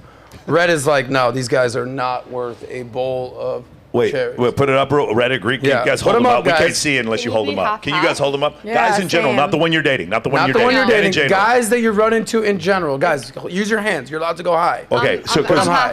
hold on, wait a second. I just want to point this out. I keep hearing that we keep spreading misinformation in the red pill society. I just heard that this morning. I just watched a video about more red pill misinformation about women not finding most men attractive. That's what I've been hearing all day. Yeah. I've been fucking getting attacked. One more time, can we see all the red real quick? Hold them up. Thank you. For those of you who want to make these comments, I'm going to point this out again and again. I know it's not perfect information that 80% of men on Tinder, Bumble, and Hinge are deemed unattractive. And I understand it's not only 20% of men that are having sex with 80% of the women. By the way, we never said that. So whoever's quoting us from saying that, you're lying. Those red pill guys. That is not what anyone is saying. But the reality of the situation is women, because they comparatively have a large group of men to select from, the ones that they get, they come up wanting, and the middle class for men is shrinking more and more. And if you don't believe me, this old creepy content creator, listen to fucking Scott Galloway, because he paints a much more glum picture than the one I do. He talks about if dating was a country, it would be the most inequitable distribution of wealth on the planet. A small group of men, and by the way, that's the truth. There's like 26% of men, and obviously as you move up as you get older, this number declines. But from 18 to 30, 26% of men are virgins. So we get to that point, and then at the top 5% of men, it's 150 sexual partners. We go from 0 to 150. Does that sound like it's equitable to you? When you see all these women saying that they don't find the men that they have to date worthwhile, does that sound equitable to you? They're fucking someone. That's my point. It's like if majority of men aren't able to hold up, it is exactly the point of the misinformation that apparently we tend to be giving. I think what I like about Michael, he doesn't share his opinions and he doesn't hold back, so that's great. But I'll say this, and then I want to get the ladies thing. We learned during COVID, when they started giving out stimulus checks and people started losing their jobs, and the rich were getting richer and the poor were getting poor, we learned something called the K-shaped economy, which basically, if you envision the letter K, the K goes this way and the K goes that way.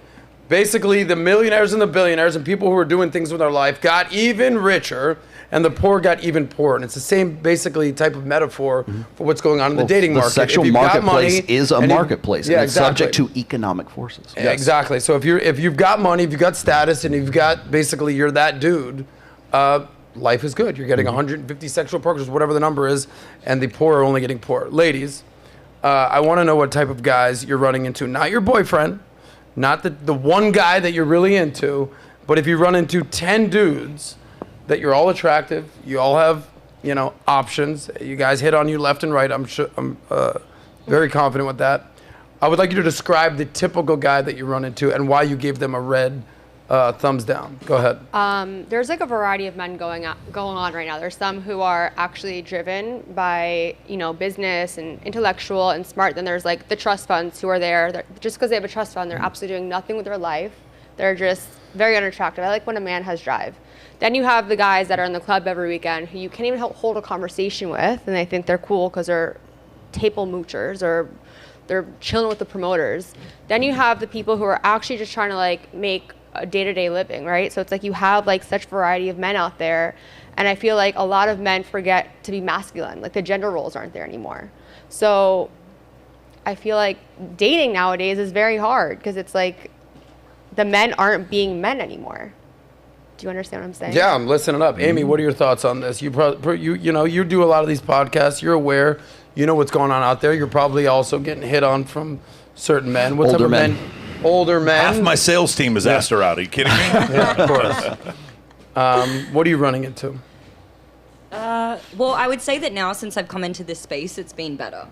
But prior to that, yeah, it was tough. Like before I even knew what the word simp was, I'd never even heard that phrase. I was like, there's a lot of men who are like that out there. To be honest, the ones who are buying into OnlyFans, the ones who are, encouraging and yas queening the women who are going into their masculine, like this is the typical type of men you see because they are, again, very liberal. Going back to the first conversation we had, that's why I, by default, wouldn't be attracted to that guy. I think they're just completely polar opposite ideologies, Liberal to the more conservative. So you're saying that there's a correlation between the type of... Liberals and the feminization of men. Okay. And the masculinization of women. Toss your mic over here to Tiffany. What do you got to say? So what type of guy do you run into? The type of guy that I run into, no ambition, still lives with mom. He has no ambition. At what age? Huh? What age? Dude, I ran into people that are like in their 30s that live with their mom. It's wild. Let's see. I have a lot of them are messed up on like drugs, alcohol, and then not only that is what Amy said, the feminization of men. But I think that's like a lot with the food system too. What they put in foods. So I think it like also messes with their head, and then the indoctrinating of like them through school. They're trying to make men more feminine. And so it's like, I actually had a guy, before I went to New York, he came up to me at this bar, like in Brickell. And I was actually with Icy. So this guy kept coming up to us and he's like, oh, you're really beautiful. And I'm just like, I do porn. So I'm just like, yeah, millions of other people think so too. So what's your sales pitch? And he's like, I just want to say you're really pretty. He comes to sit next to me. I'm just like, excuse me, what about you asking me? So they lack a lot of mannerism. And then Icy stabbed him. No, actually, no. I almost beat him with the heel of my shoe. I was like, if you don't get away, I'm going to take off my shoe. And I started untying it. And I'm like, I will beat you with the heel of my shoe. That's the Nikki Haley approach from the debate last night. No, ask Icy tomorrow. She will tell you. Melissa, you have a different perspective because you're dating some guys in their like early 20s, I would assume. What are you seeing out there with Gen Z? Honestly, I think it's a broad of the same thing. So a lot of guys nowadays are losing their masculinity. And me as a woman, I do find myself a little more masculine. Just in the sense of moving to Miami at 18 years old, you grow up a lot faster. So I feel like I would be in Miami and I would, guys approach you, but it's like these guys don't have their shit together and they're in their 30s, they're in their 40s, they're pushing late 20s. And I'm 18 here trying to get my shit together. So it's like, for me, it's hard to find a guy that's more masculine than me. So what, you said that you have assumed a more masculine role in this type of relationship? Not in a relationship, but I just see in this generation that a lot of guys are growing up to not be as masculine as they used to be. What would you tell the guys your age if you could give them advice? Figure it out. Don't be a bitch. Okay. All right. So that's what I did. That's what everyone told me. Nika, let's get Nika's opinion here. Just be better. Be mine taller is totally and fucking different. Hotter. Like mine have to deal with drama. I always find a guy that has like 3 babies, like 2 baby mamas, and like. That sounds like a pretty masculine dude, actually. Yeah, he has money. He does this, but then later he has a girlfriend and a side chick, and then he's trying to talk to me. Like I don't know. Sounds like a very different problem than the so one. Are you interested in the guy? Forget about the baby mama drama, the baby mama culture. Are you actually interested in that guy, and then you come to find out there's all these other layers? Yeah, like that. Okay, so you like the guy. Yeah, I like he's him. out there, he's successful, he's got all these baby mamas, he's doing his thing. You're like, oh, I'm actually into this dude, but then you come to find out, nah. Yeah. Well, of course you liked him. All these other girls liked him before you. Yeah, exactly. He's figured it out. Yes. Well, it speaks to you talk about. He's getting all the money. He's getting all the chicks. He's getting all the baby mamas. They're sharing him, right? He's an apex guy, and they're sharing him, whether they know it or not. There's this group of men with no friends and this group of men with no dates, and then she's with a dude who has multiple baby mamas and money. That guy is literally community dick. That's what he is. It is a disproportionate. He is community dick. Everyone's fucked him. There's nothing special about him. But it's no. There is something special about him.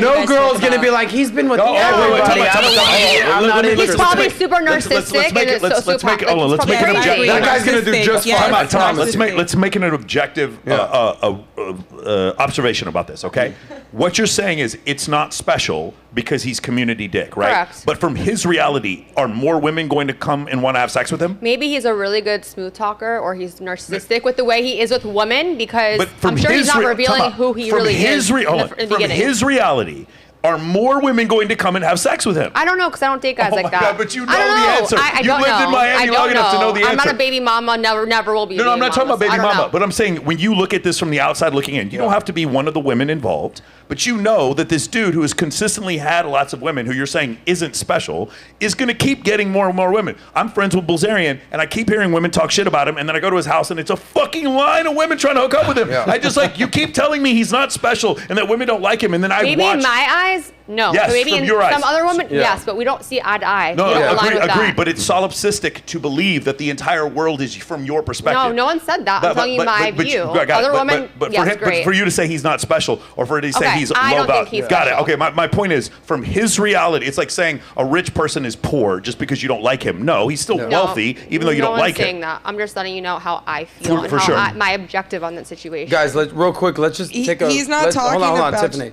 Let's just take a moment of silence for Leonardo DiCaprio. He's really struggling shit. out there with I the know what women you're gonna right say. now. As he gets older and wealthier, Women don't want to Seasoned. date him. he can't find any women. now. It's a problem Yes. for Leo. Yeah, but No, are they I see high- what you're saying. You're not interested in that type Yeah. of guy. You're not But Michael's wrong, but spot on. his That guy's strategy- gonna have You know zero what problem it getting is? women. In Why is this guy got all Miami these and like women? the Latin community, it's everyone's a baby mama. Like 10, and I'm like, what are you doing? You're literally one of 10. Yeah, but but one of my point is his strategy. He's fucking batting 400 and hitting 60 home runs. Like his strategy is working so well for him. He has no reason to change Women whatsoever. are willing so when to you keep saying he's share not him. special, from his Those reality, women are cuckoo, because that's not me. Okay, Right, that's but you keep that's a saying- judgment call. But most I'm women are. judgmental. I'm objective. judgmental on the Yeah. situation that was brought to my attention. I'm letting you know how I feel. Yeah. So. The guy that you live with, that you're in love with 4 months and all that, if he had a kid, would he be ruled out or you'd still be interested? That guy that you love, that is great, that his business is savvy, is awesome, It would he's depend amazing. on the situation with The situation either is the he has a kid. ex-wife or Yeah. ex-baby mama, whatever may be. Everything's situational. Okay. I can't Let's make- I say he can't. got along with the ex-baby mama. If it and- was cordial, yeah. So you'd be interested still. Yeah, but not someone that has 2, 3, 4 baby mamas Yeah, lined I up on, agree. on this One child kid is not support, bad. this, that. Nika, no. what's your baby mama limit? Like 2.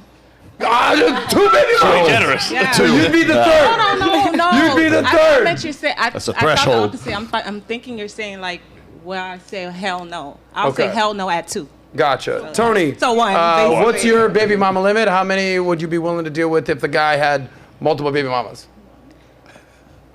1, because I want to have a traditional marriage where Okay. me and him experience our children together. So 0 is the answer. yeah, it was 0. Well, Okay. I'm the baby mama. You're the only. Yeah. Gotcha. She's the one. What type of guys are you running into? Because let's hone in on this. What type of guys are you running into? You're I'm- 24? 23. 23. And Yeah. he's single. Okay. Single, yeah. I'm having a terrible experience in Miami for sure compared to, I was in Vegas before this. So I'm running into lack of commitment, and I don't think men take relationships seriously anymore. I think there's too much focus on people being focused on the physical. I think social media Well- is definitely a... Sorry, you can No, go. what you're saying, you live in a place where Yeah, it's so self-select. It is materialistic. not cheap to live in Miami. Yeah. The men who live there and have any Yeah. flourishing or success or have that Lambo or whatever, that self-selects for a select Yeah. few of men that are not only wealthy, but often ambitious Yeah. and aggressive. And so from that standpoint, yes, you're going to find men And who fertile, apparently. generally have, fertile, have the ability to have more sexual partners. Yeah. That number is going to increase. I guess that's But what I'm seeing. What I'm saying is men in general aren't like men in Yeah, Miami. exactly. And so what happens is if you tell a woman, hey, I guarantee if you moved to Waco, Texas, you'd find a husband in 2 seconds. Yeah. And he'd worship the ground you walk on. But they Exactly. was like, well, no, I'm moving to Brickell or I'm moving to West Hollywood. Yeah. Like, that's the thing. You can't tell them shit. So that's what happens. I guess that's what I'm seeing. The problem is, though, is you have these high value men honestly having sex with, to me, low value women, because I think a woman who doesn't care what his guy does is not really like, they're not in a committed relationship. So I think them ruling out all of the high value women, and all the high value women have to basically settle for someone that's lower, it doesn't make sense to me. I think the high value men are the ones with options that are kind of screwing everything up for everyone. What's a high value woman by your definition? What comes through the soul? Where's your heart at? How do you treat other people? How do you treat your kids? Okay, but tangibles. Like, okay, how you treat people, how you treat your kids, anything else? Yeah, I think these women who are having sex with guys in Miami and don't care that their guy is having sex with 15 other girls that night, to me, that's not really value in yourself. 15? That's not a committed. I need Taco Bell after 5. Yeah, if you're talking about a player, serious? though, if 15? well, why would you What's want a going on in committed Miami? relationship with someone that's not committed? Is that a value to you? Not necessarily. It's So to me, that's value. Is you want commitment and you want to share something special with someone else, right? High value isn't just about money. It's who We're not men want to talking be about and who money. women want to fuck. And a high value woman brings value to her man. Yeah, That's we're not what a talking high-value about woman money. is. We're not talking about money. Someone who can lock down a high value man and sustain that relationship. It's not what you can attract, it's what you can keep. I think that's a high value woman. A high value Don't woman you think most high And value these men guys just get aren't trophy keeping wives? them. They're not keeping Well, them. they Don't you will. think They, They're that, though? replaceable. The women aren't keeping them, or the men aren't The keeping men them? aren't keeping them. You just said a high value woman The is one women that are gets probably kept. doing something They're not getting wrong kept. then. They're getting replaced next night. Ask Well, Maya then about the they're not bumps the she's women that been are with. kept. The bumps she's been. All right, so let's get Maya in here. You said ask him about the bunch she's been with. You're in a small town, Siesta Key, Sarasota. It's not exactly big city living. I've spent time there. What type of guys are you running into over there? So I think just in general, like as a society now, I think there's a lack of morals and respect that are being taught, and I think that comes from the household. So I don't know if it's because a lot of people are growing up in homes where both of their parents are working and they're essentially being raised by schools. But you don't get a lot of the guys, I think just in general, because although, I live in one place, I travel, quite a bit. I've met my fair share of like well-rounded, I feel like I could put together people. And I think it's just a lack of morals. You don't have a guy who wants to keep a girl. You have guys now. I opened my phone the other day and a huge discussion is why do women have a hard time splitting the bill with men when they go out to dinner? Absolutely not. No, that was just never a question, years ago. So you have guys who are acting feminine, who are not taught this is what a man does, this is what a woman does. They're also introduced to Instagram. So they're going to think they're going to go on a date with a Instagram model, split the bill, she'll go home with him right after. And I feel like that is what that's foul. A lot of guys have in mind when they go on dates. Well, and then also part of the epidemic that's going on is the rise of baby mama culture. I think 50 years ago, 5% of kids were raised in single parent households. Now the number is close to 45%, 50%. What's the number, Michael? 42% of births are out of wedlock. So, I mean, the lack of the father in the home is probably not the best thing for young men. I think and it's there's for actually everybody. stats out there that show that obviously two-parent household is the best condition to raise kids. But if you just remove the mother from the household and just the father is the single parent, exact same outcome for the kid. But when it is the single mother raising the kid, astronomical difference. More likely to go to drugs, most likely to go to jail, most likely to drop out of school. So we love our moms. I love my mom. I love my grandma. But kids out there, especially young men, need a father in the household. I don't think it's just men. I think it's women too. It's women. And women Daddy too. issues. That's where that comes That's from. where the daddy issues. Because men, I feel like men are made to achieve something and work for something. They feel the best when they win. And instead you have women that I also think it's Instagram or other things or having a lack of a strong household that are so insecure that they will throw themselves at guys. Guys are used to getting these girls so easy and they don't ever have to work for anything. Yeah, So when Instagram there is a girl that kind of like knows her value, wants to be treated as a lady and taken seriously, it doesn't compute. They're not sure what that is. Got it. Amy, last thought, then we're going to I move was on. just going to say the Instagram thing is like nowadays that's the direct pipeline to OnlyFans as well. Like if you're a girl who's used to getting that much attention, like they say Instagram is for women what porn is for men. Because of that Instagram is dopamine funnel hit. marketing for That- women. Yeah, exactly. And they get addicted to that attention and it's a direct pipeline to OnlyFans nowadays, in my It's opinion. social media in general. I think it created the biggest mental illness like the world has ever seen because you get people that become keyboard warriors. You have people that have body dysphoria. And then you have all this propaganda telling kids to transition and stuff when they don't even know like what the fuck life is. All right, well, then here's the question. How many of you ladies are going to delete your Instagram? I make money off of it. Yeah. I Okay, think is a lot anybody of here us willing do. to delete their Instagram? I think a lot of us what? make If money my off it. boyfriend told me to, I would. I don't think Delete it for like why? anyone could go through my DMs. I just leave like everyone on red and just post stories. Would you So- delete your Instagram? I would if I didn't use it for any work purposes. Okay, Nika? Okay. No, Delete it for There's what? no purpose. It helps for work, exposure, everything. Exactly. Delete So it it's for what? it's one of the you're in the hamster genie's out of the wheel. bottle, Why are we You're ladies. basically deleting saying it's your horrible for Instagram? women. It's horrible for women. I ain't deleting shit. I'll delete it. Okay. You know what's But funny? why? You know what's funny, Adam? Women Delete it for a Because your man? 19-year-old boyfriend wants you to. Oh, delete it for a man. No, I don't know. Because Whatever he reason. wants you to delete it. Yeah. That's what he's saying. If a man wanted Would you do it? If your boyfriend wanted you to. Yeah, I'm over Instagram. I'd love See- to delete it. Now, All right, cool. Moving on, guys. Nat, is there anything we need to address right now, or wait till the end of the show? We Did he can pay my wait bills? to the end. Wait of till the end of the show. show. We'll address things. Okay. Guys, we're going to talk a little bit about money right now. This is a financial show at the end of the day. We talk dating, we talk relationships, we talk masculinity, we talk femininity, but we also talk money, okay?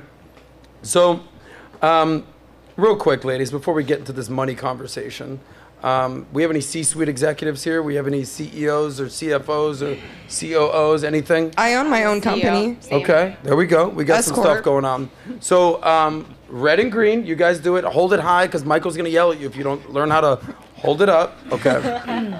Who is the leader or the CEO of a relationship? Is it the man, put up green, or is it completely equal and or the woman, put up red? Man if it's green, red if it's a You female. guys have been. Okay. You guys have Jasmine, value we're waiting on been you. brainwashing these women. We're waiting on you. Hold them up high, or we can't move on. You guys have been brainwashing these Okay. women. Look I at don't them. know.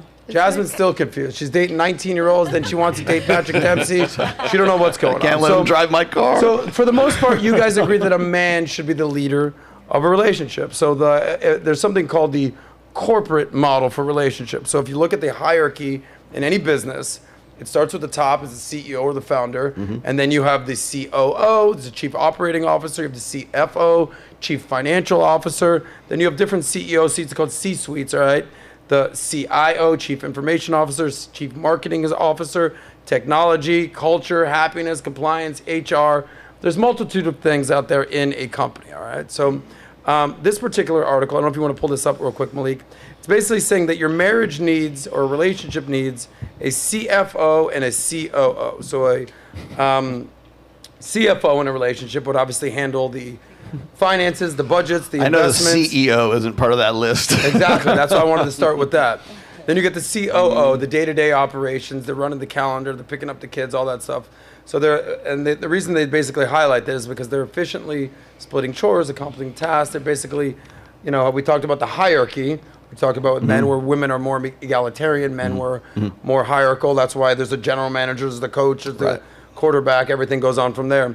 And the CFO, COO system creates a sense of purpose, autonomy, and trust within couples, letting them play to their strengths while ensuring that one isn't merely second in command. But you ladies were basically totally comfortable saying that the man should be the CEO in a relationship. So let's start with the men, and then we'll go to the women. But think of the things that I just said in the C-suite position. If the man is the CEO, what are you going to be? All right, are you the COO, CFO, CIO, Chief Marketing, Information, Technology, Culture, Happiness, Compliance, HR? You're going to pick your career, all right, what you're going to bring to a relationship if the man is the CEO. But Rollo, you're married. Sure. You're 27 years. Yep. How would you basically describe your corporate? I'm the husband. That's what I am. Okay. Simple as that. And it's, I think that when we put it into like little cutesy, COO, CEO, all that stuff is just to pander to guys saying you have some, you actually have some rights. You actually have, you're actually important in all of this. We're gonna use a corporate structure for your marriage, which is really an egalitarian marriage. But we're gonna say you're the CEO and you're the CFO. But are you not the leader of your relationship? Absolutely. So you are the CEO. Well, CEO, but do I have the authority? That's what this really this comes down to. Because what this is like, so the reason why they want to cast it in like things like positions like the Chief Financial Officer, because let's break down what those acronyms really mean. Chief Financial Officer, the Chief Operating Officer, the Chief Executive Officer. If I'm making the money, if I'm making the decisions, if I'm making it all comes down to the one captain that's on the ship. And I hear this all the time. We used to talk about this in the old days. There was the captain of the ship, and then there's the first officer. And I hated that because it's like, no, if the ship goes down, the captain goes down with the ship, okay? First officer can abandon ship and do whatever the hell he wants to do or she wants to do. The thing is that when it comes down to responsibility and when women keep saying, well, men need to take more responsibility, well, when the shit hits the fan, he's the one who goes down with the ship. It's not going to be the CEO or all that fun, cutesy stuff, all these designations, that goes flying out the window when that guy gets zeroed out because he lost his job or because something happened in his life that he is unable, like maybe it was an accident, maybe it was a medical condition or something like that. When that guy experiences that, all this cutesy bullshit about like hierarchy, they want to put hierarchy into an egalitarian framework when everyone knows that when you are in a modern sort of Western marriage right now, it has nothing to do with that. Is like you can't out alpha the state. The CEO in that, as far as the state is concerned, is still always going to be. So, but that's a little counter too, because all these girls basically said that the man they is the want CEO. that. No, I'm saying say they want that. Yes, I'm not saying that like from a naturalistic perspective. Yes, because women want a man who's stronger than them, makes more money than them, is more intelligent, is taller. There's so many different metrics by which women want a guy. Like women can't look up to a man who is her equal. They want a guy that they can admire, that they can respect. The CEO. And that guy has to be. That guy has to have. Why does it have to be the boss? I'll explain. So here's the reason. Because if there is going to be leadership, if you say this, men need to man up and take responsibility, and they need to lead in the family.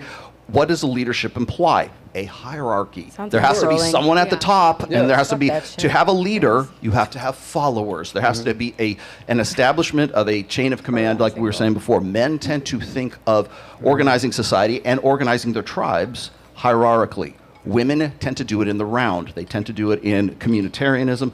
So, for lack of a better term, socialism. Everybody gets a piece. Egalitarianism sounds like a good idea for women. For men, we compete with each other. So a hierarchy is up and down. If you're expecting men to be the leader of the household, it's not about who's the CFO and who's the CEO and all this other stuff. It doesn't mean you're not heard within that relationship. But what it's saying is that the ultimate authority and the ultimate responsibility in that relationship falls on the man's shoulders and no one else's. It used to be that way. Patriarchy used to be, an idealized sense of patriarchy, used to be a much more balanced system than what we have right now. Because in an idealized state and in a patriarchal state, there is responsibility, and a man has a commensurate authority in that to affect what he's responsible for. Yeah. So a man is responsible for his children, for his family. What's the first thing we say when a kid commits a crime, or he's drug addiction? Where was his father? Where's the dad? Right? Yeah. Because our heads, our hindbrains, automatically go back to what we learned. Let me ask you what this. we evolved to. Let me ask you this: default to. Does your wife currently work? No. When's the last time she worked? About a year and a half ago. Okay, so what did she do for work? She was a medical professional. She was a medical. Okay, gotcha. And she's retired now? I retired her. You retired her. So you're the CEO. I'm the CEO. Congratulations. I have authority. That's right. Michael. Please check out all 5 books in the Rational Male series. Available on Amazon. His wife is now retired. Let me give you a quick example, though, but before, even prior to Best-selling this. author. Even prior to this. For instance, when I used to live in Reno and I was working in the alcohol industry, wine and spirits, I had a job opportunity to move to Orlando. And I told my wife, I said, we're moving to Orlando. I've got a really great job opportunity. We're going to go there. There was no, what about my career? What about my family? What about this? What about my friends? It was like, you're my husband. I go where you go. That was the conversation. That was the end of it. I took her out to we had sushi. She said, I go where you go. And that was the decision, and that's what we did. There it is. I was making a bit more money than she was. But it was still, that was the default response. Well, congrats on retiring your wife, bro. It's amazing. One of you girls are going to get retired by one of these men out there these days. Michael. She's a woman of leisure. You're in a relationship. You're here in this corporate hierarchy thing. You run a sales business. You're dating a young girl. Who's the CEO of your relationship? Is it true that she's the CEO of the relationship? So I look at it as me being the chairman and the founder, and I hire and fire the CEO. That's the way I look at it. And also, this, by the way, I didn't get this analogy from Redpill. I got this. I used to be in a Christian ministry for 4 years. They talk about whenever you are looking for a wife as a Christian man, you're actually doing a job interview and you're looking for a CEO. She's going to represent me. She's going to have something to do with the finances. Right now, Kylie is taking care of things in my home in Las Vegas. She's doing that. That's what happens. That's why. And I've told her several times, I'm like, I want you to be a bigger part of my business and a bigger part of my life socially. I want you to meet my family. I want it to get to the point where she's doing our travel plans, all this kind of stuff. So I want to give her more of that responsibility. In doing so, I'm training, and training is not the right word, but I want her to come in and have that occupation in my business, right? But at the end of the day, she represents the brand. She'd be the COO because she's operating. Sure. Yeah. Okay. Definitely. COO, but like the way I say she's it. also the marketing director. Yeah. She's also.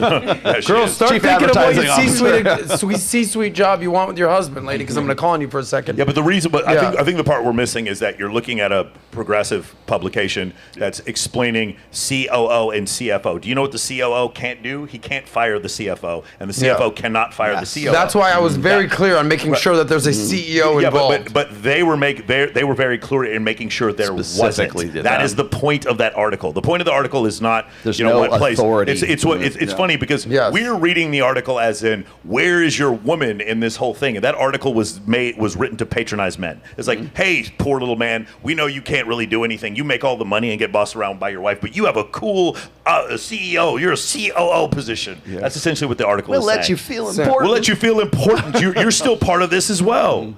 Guys, let's not read too much of the article. I want to know what these guys clearly the CEO. The girl's already admitted it. Wait. Sterling, well, you've got all these things going on in your life. He has a lot of When employees. you hear these C-suite, you haven't had a corporate job ever? Yeah? Technically corporate, never. Yeah, okay. No. So I used to work in like... I'm corporate as fuck over here. He's got a bunch of W-9 employees. That's what he's got. She's W-9. That's what she is. How would you want your relationship to work? Like, what type of C-suite executive would you want in your life? Meaning, you could have a COO in your life. I assume you want to be the CEO. You could have a chief marketing officer. You could have a chief technology officer. Culture, happiness, compliance, HR. There's so many different. I'm making up a new title. Executives. I'm making an entirely new. Yeah, go ahead. New Make stuff up. Make stuff up. She's now the Chief Peace and Comfort Officer. I love that. Well, that's the chief. That's the Chief Happiness Officer. That's what I was. Yeah, there is such thing. She's Happiness Officer. So she's human resources. Yeah. So definitely not HR. He's a solo entrepreneur, and there are a bunch of fun gig fact. workers. There's the Kingdom of Bhutan. There's something called the International Day of Happiness at the United Nations, and most countries are judged on GDP, right? Yeah. What's the GDP of the United States at this point? 25 trillion? 23, 24 okay, trillion. See, this is why I got Michael to fact check me. But the Kingdom of Bhutan does not even, the GDP is nothing, but they have the chief, the CHP, because they judge their economy on the happiness. Well, there is a happiness. There is a World Happiness Index, I believe. The United Nations looks at it or something like that. So they don't go GDP, gross domestic product. They go gross happiness product. So sounds like what you want. Sure. You're going to move to the Kingdom of Bhutan? No, I think I'll just move to the Southeast countryside Asia. instead. So why would you want the Chief Peace and Comfort Officer as your running mate? That's her role. Like my job is I bring the cash in. I put a roof over her head, put food on the table. I make sure that's all taken care of. I steer the ship. I have a direction. I know where we're going. I know what the plan is. Yeah. Like I'll educate and indoctrinate my kids when they come out. Her job is just peace and comfort. Keep the house comfortable, peaceful. Don't add drama. That's primarily don't add drama. What happens when you do something to piss her off? I'll piss her off all the time. Then she gets to just be peaceful. She can't complain? She can complain to her friends. By all means. Ladies, would you ever deal with a man who's taking care of you, providing, by the way, laying it down all right? By the way, we'll give a shout out to your new product that's coming out there. I thought we were going to give a shout out to something else, bro. Michael is a family-friendly show. I was like, what is that about to say to him? But when you hear a man say, I want peace and comfort, you can go complain to your friends, but don't complain to me because I'm the man. No. How do you process that? I think that's a little bit dangerous. Yeah, if you that ask is dangerous. me. I think if you have and you rely on your Who's woman. speaking right now? Natalia. Oh shit! Now I'm sorry, Sterling. I got you here, but I think that's a little bit dangerous because you have to keep in mind, if women are going to go to their girlfriends to deal with problems, you have to consider what would their girlfriends tell them. They could be going through certain problems as well, so that would influence certain things that they would do that could affect your peace at home. I think when you create a home and a space where your woman can come to you and you're able to address it correctly and respectfully, that way you still have control of her influence. I think as soon as you give the allowance for her to have influence somewhere else, you're allowing peace to be disrupted in your home. Also, I don't to bounce back off that. I don't want to encourage her to come to me with drama and nagging and this kind of stuff opinion? by default. Opinions are fine, but coming like reinforcing, like, because you reinforce behavior through attention, right? So I don't want to reinforce bringing drama to me, like needless, pointless shit. Okay, if there's actually a real problem, yeah, we're gonna talk about it and I'm gonna fix it. But if it's like, oh, Sarah said this to me the other day at Bible study and she was a bit of a bitch, I don't care. That is not important. You can go talk about that with Amy over here. Like that's shit that ain't actually important. Things that are actually important, obviously she's gonna come to me, but it's not. I don't want to encourage that idea of like coming to me with drama and naggy and gossiping and stuff, because I don't need that. It's not Sterling. Help me steer the ship in any possible direction. Allow me to just give my little 2 cents. I would love to have one of those chief peace and comfort officers. Oh my God, am I on team? You have cats. Sterling Cooper. Oh my God. It just don't exist, brother. Did you guys see that? They are built. Woman! I'm sorry! Here I am trying to make my point. My peace. But they're just not built for that stuff. They're not built for that. I agree with Nat. Okay. Nat had a great view, and I believe that your partner should also be your best friend. It's not just drama. When you call your man and you're telling him, hey, like, maybe he has a different perspective and he can help you piece the situation together better. You know, women and men think differently, but if you can't go to your man with any drama or conflict or situational shit that has happened, that's not your man. But I feel like women are so overly emotional that a part of being in a good relationship is learning when to shut the fuck up. Because a great example is literally She's going to make someone a great wife. Because a great example is going to show you when you are being ridiculous. When your you're man being might dramatic. tell you to shut the fuck up, but that's the part of being How would you respond if your man tells you to shut the fuck up? You're not going to shut the fuck up. A woman should naturally fall into line with submission when a man shows those leadership abilities at the end of the day, and that's the big difference. Hold on, I want to get everyone's thing, and Amy, I'm going to start with you because we got about 20 minutes left. We got about 20 minutes left, and I want these guys to get their questions asked to them, because there's certain things I want to understand from these guys. Amy, when you're the wife or the girlfriend, pick your C-suite executive. What are you going to pick? The man's the CEO. You've already said that. I love what you said, like chief happiness officer. Did you guys see that article that's resurfaced from like the 50s that's going viral right now? Like the steps for what a woman should do to make sure her husband is happy when he gets home. This is a popular article from the 50s that's been resurfacing. Dude, the shit women used to do for their husbands. Find that article, Malik. It's insane. It's literally like, okay, so when he comes home, make sure, like, reduce sound. So, you know, like, turn off any irritating sounds, make sure the children are calm. When he walks through the door, don't complain about any issues you had through the day. It literally says in the article, you might have had a bad day, but he probably had a worse one. So be nice to him when he comes in. You know, and they literally list Sterling Cooper. This is making sense. Smiling. This is all making sense to me. Step by step. And it's Have you met my single friend Sterling Cooper? I mean. But he's from Australia. I mean. Right, that's where his name is where I was born. She's but at the end she's of the faking day, the accent. Happiness but officer. also, I think it depends on the guy too, because there is guys who are really talented but not organized. So I feel like you could be a chief operational officer for a highly charismatic, successful guy if he isn't organized. If he does have that organization intact or he has outsourcing for that, then just strictly CHO. Okay, let's go. I'm gonna go down the list here. Tony, what are you? What's your C-suite executive you're bringing to the relationship? I don't like adding relationships to corporate America, so I like team and teammate. So going off of your position, I think when you were talking about your girlfriend, it sounded to me like you were the team captain of a team, and you're kind of adding her in. And we're a corporation, and she represents the brand. Yeah. And so guys, I'm sorry. I'm not playing this shit. You just said that the guy was the CEO. Pick a fucking position. But that's what I'm trying to say is there's... Hey, guys, nobody's hiring you as chief happiness officer. But going Pick back... a position so we can have a conversation. Going back to him saying... No, we're not going back anywhere, Tony. We're in the conversation. Pick a C-suite position so we can move on to the other ladies. I don't know the other positions. The chief unhappiness officer? I don't want to be that. Hey, so what do you want to be? I want to be all of them. Tony, you're the What do you wanna CEO. be? Just move. I You're want the to be all CEO. of them. Just move. Just go. You're the CEO. Yeah. Say you're the CEO. Okay. I don't want to work here anymore. Well, that's why the Hollywood strike is still going on right now. It's actually not. It just ended. Yeah, well, anyway, so do you want to pick a position? Teammate, He's still the captain of the team. But he's saying he can fire, but I think most women leave relationships. They're leaving marriages, so no one's really like, That's why everyone's the article's leaving. ridiculous, yes. Okay. Yeah, like, What's your role in the relationship?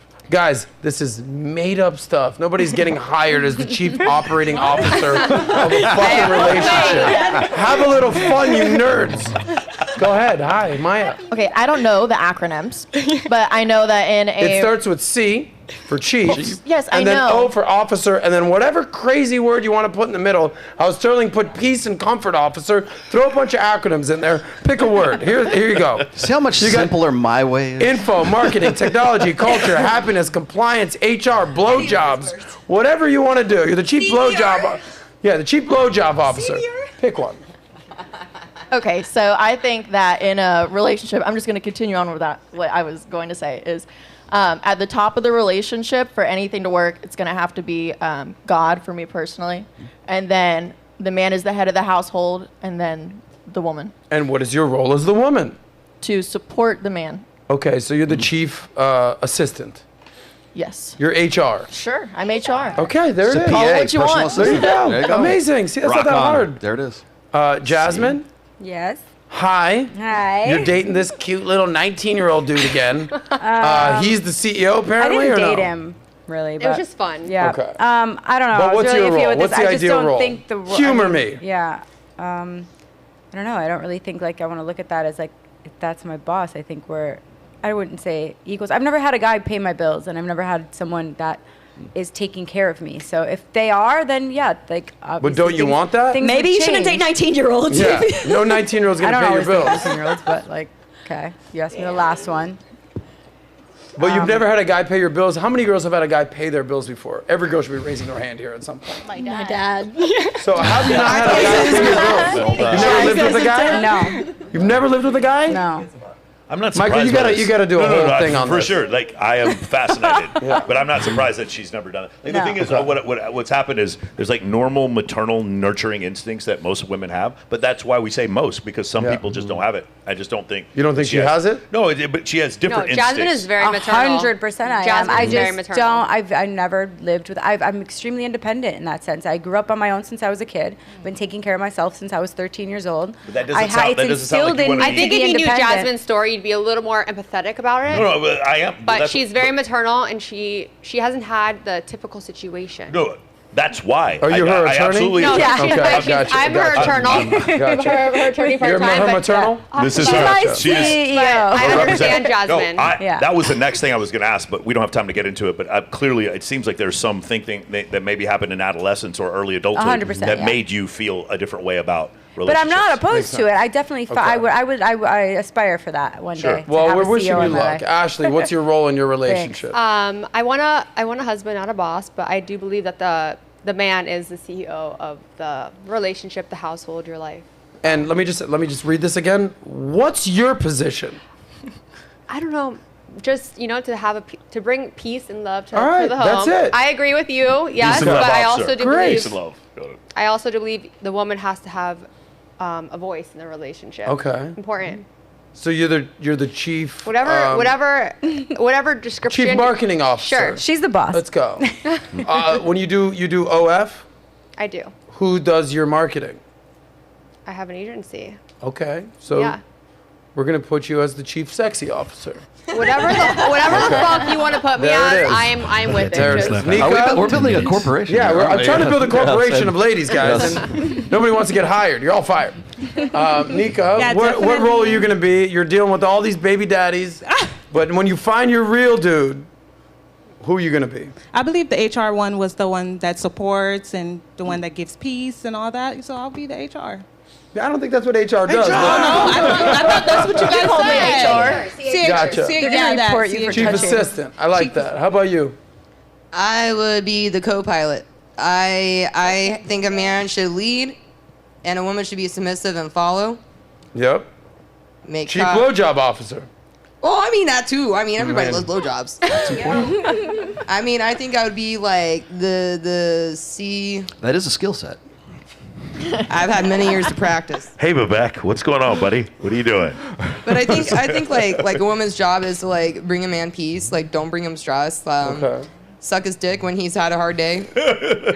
Sterling, I think we just found your wife, buddy. They're all shaking their We just heads. found it. We got 10 minutes left, guys. Melissa, what's your role? live on Valuetainment. Same thing, assistant, rock on, Okay. make your money. I'm gonna sit How home, many? take care of the kids. None of you guys said the CFO. Drain the Here's vein. my point. None of you guys said the CFO. None of you guys are handling the finances, the savings, the budgeting, the investments. I do Look, that already. You know, you said that a guy has to wear many hats. My job, in my relationship, when I'm in a relationship, I'm CEO, I'm CFO, certainly the financial side of things. Operations, I'm paying the rent, I'm paying the bills, I'm running the show. Kind of like what you said, but I will delegate. Here's what I need you to do today. Yes. Right? Here's how you can help me. So I'm not a big 5 love languages guy. I know you go ham on this stuff. But I will say, I like acts of service. Sure. So not those acts of service. They are great. The point service. I know. I'm just saying, all they are The great. point is everyone likes Yes. acts of service, which is why there aren't 5 love languages. Yes. That whole thing is horseshit. Michael. Everyone likes acts of service. Everyone Mike's likes love language Some people is like 3 ways. some people like certain things more, like words of affirmation. Some girl just Everyone wants likes to be words of told that they're affirmation, pretty which and is sweet. why there's no such thing as Right? love language. See, there it is. There it is. Adam, I think Michael, we'll do a whole episode on this. Me and you. But that- I think it's incumbent on every man to understand that not only they are the CEO, they need to be the CFO, because once the girls are taking care of the money, you're out the door, bro. Yep. The man needs to be the CFO. I don't Now, if you think want to women- delegate from there to the take chief care of the money happiness just fine. officer, chief blowjob officer, Nika thinks compliance and HR and technology are all the same, that's fine. But I will say chief marketing, I will leave the girl up to the marketing. I can't basically plug in a computer. But take care of your money. Okay. Guys, we've got about 10 minutes left. And, we're running on a tight schedule here. But I do want to get these guys to weigh in on a couple different topics real quick. So, and you guys can react. And based on their response, you give their answer a thumbs up or a thumbs down. It's amazing to me that I still have to remind the girls how to use a red and green thing, but pick it up in your hand. But Stirling Cooper, the last time you were on here, we looked right in the camera, and you did a speech about what you would be like as the President of the United States. Even though you're Australian, guys, at this point, you go to the camera here for our friend Stirling. Go to Stirling. Stirling, you're running for President of the United States. If you were the President of the United States, what's the top social policy you would implement? There it is, guys. How cute it is, guys. President Cooper, what's the first social policy you would implement day one? If I'm supreme dictator of the USA, Yeah, that too. the first thing I'm doing is abolishing the Federal Reserve. First thing. Okay. Get rid of that. Get rid George of it. Gammon will be proud of you. Get rid of that.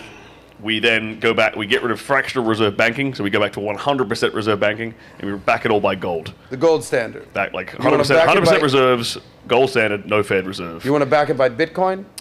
I'd consider that. But I think gold is just has more history. So that's your Sterling Cooper, financial policy. You've got 2024. beef with Richard Nixon because in 1972 Screwed or up. whatever it was, he took us off the gold standard. I don't know what happened with China and U.S. at that point. That's Aaron's job. What about a social policy? Okay, social policy. What social policy would okay. you implement? Does this count as, does education count as social? You know what? I'm Yeah. not going to fact check you, brother. Cool. All right, cool. So here's the policy. We get rid of all useless university degrees. The only ones that are allowed are anything to do with engineering, medicine. That's about it. Okay. No, you can read books. You don't need to go to university to read books. What do people need a lawyer? They read books. Ladies, here's your chance. Abraham Lincoln was a lawyer. Didn't go to university for it. So I think don't have to go to actually. Oh, Michael. Let the ladies respond. You're the smartest guy here. Ladies. Debatable. You're going next, Debatable. Michael. Debatable. Ladies, how many knows what the Federal Reserve is? Okay, great. Smart ladies. So, how many know what school is? Great. So you shouldn't have a hard time answering this question. Sterling Cooper wants to abolish the Fed. He wants to abolish the school, especially in law school, apparently. Thumbs up, thumbs down. What you thought of his answer? Hold it up high. Are you voting for President Cooper? This is where you hold it up, Ashley. I prefer the title I'm dictator. kind of halfway. Dictator. I would prefer I'm Okay, halfway. guys, there's no halfway thing. Emperor. So, you want 70% of the electoral vote. Of So the female vote. The female vote. This is a big deal. Yep. Swing It's voters. a big deal. Okay, well, congratulations on your supreme dictatorship. You're welcome. We'll save the best for last, so Rollo, you go last. Sterling, I'm sorry, Michael, You were jumping. Michael sent me a tweet. This is pretty important, and I'm going to let Michael take the stage here. Let's pull the tweet up. And it basically has to do with higher body counts in married women and linked to their higher probability. Can we ask the question before we show the Michael, answer? I'm going to allow you know what? As CEO of this show, I'm going to give you Chief Operating Officer alignment. Go ahead, Michael. The floor is yours. Ladies, put a red, a green if you think it does matter, a red if you think it doesn't matter. Does body count matter? Does a woman's body count matter before she gets married to a man? Does it have any direct correlation to happiness in the relationship? Put a red if you think it does. Red if you think it doesn't, and green if you think it does. Michael, you have to remind him to put it up high. Put it up high so we can all see it. Got it. Okay, cool. So cool. we've got about 50-50 situation. We have it doesn't count. So yes, ready? yes, no, no, no. Right, Okay. so for those of you who said yes, can you keep your red ones up? The green ones you guys can put it down. If I were to do a study and I were to look at women who cheat in a relationship and women who don't cheat in a relationship, and I was looking at previous sexual partners, would I find more sexual partners in women who did cheat in a relationship or women who didn't cheat in a relationship? What do you guys think? Who did? No, you three. Well, you four. Would I find more sexual partners in women who did cheat in a marriage or women who didn't?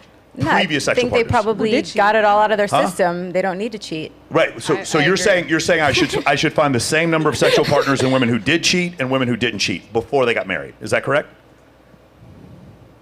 I mean, are you really going to ask them? Like, does it matter I think that's that weird. much to If you? you're going to bring an Excel sheet to a relationship, that's weird. Maybe someone got all out of it I'm not asking anything. I'm asking. At 30, they're different. We do a survey with thousands of people, and when we do the survey, we ask women, you women who cheated, how many sexual partners do you have? And you women who didn't cheat, how many sexual partners do you have? When I do this survey, am I going to find out that women who have cheated, are they going to have more sexual partners before they were married or fewer? How the fuck do we know? I've never cheated. Because you can do a survey. That's how you know. I've never cheated. I don't know. I never did the survey. I think high mileage should be with high mileage.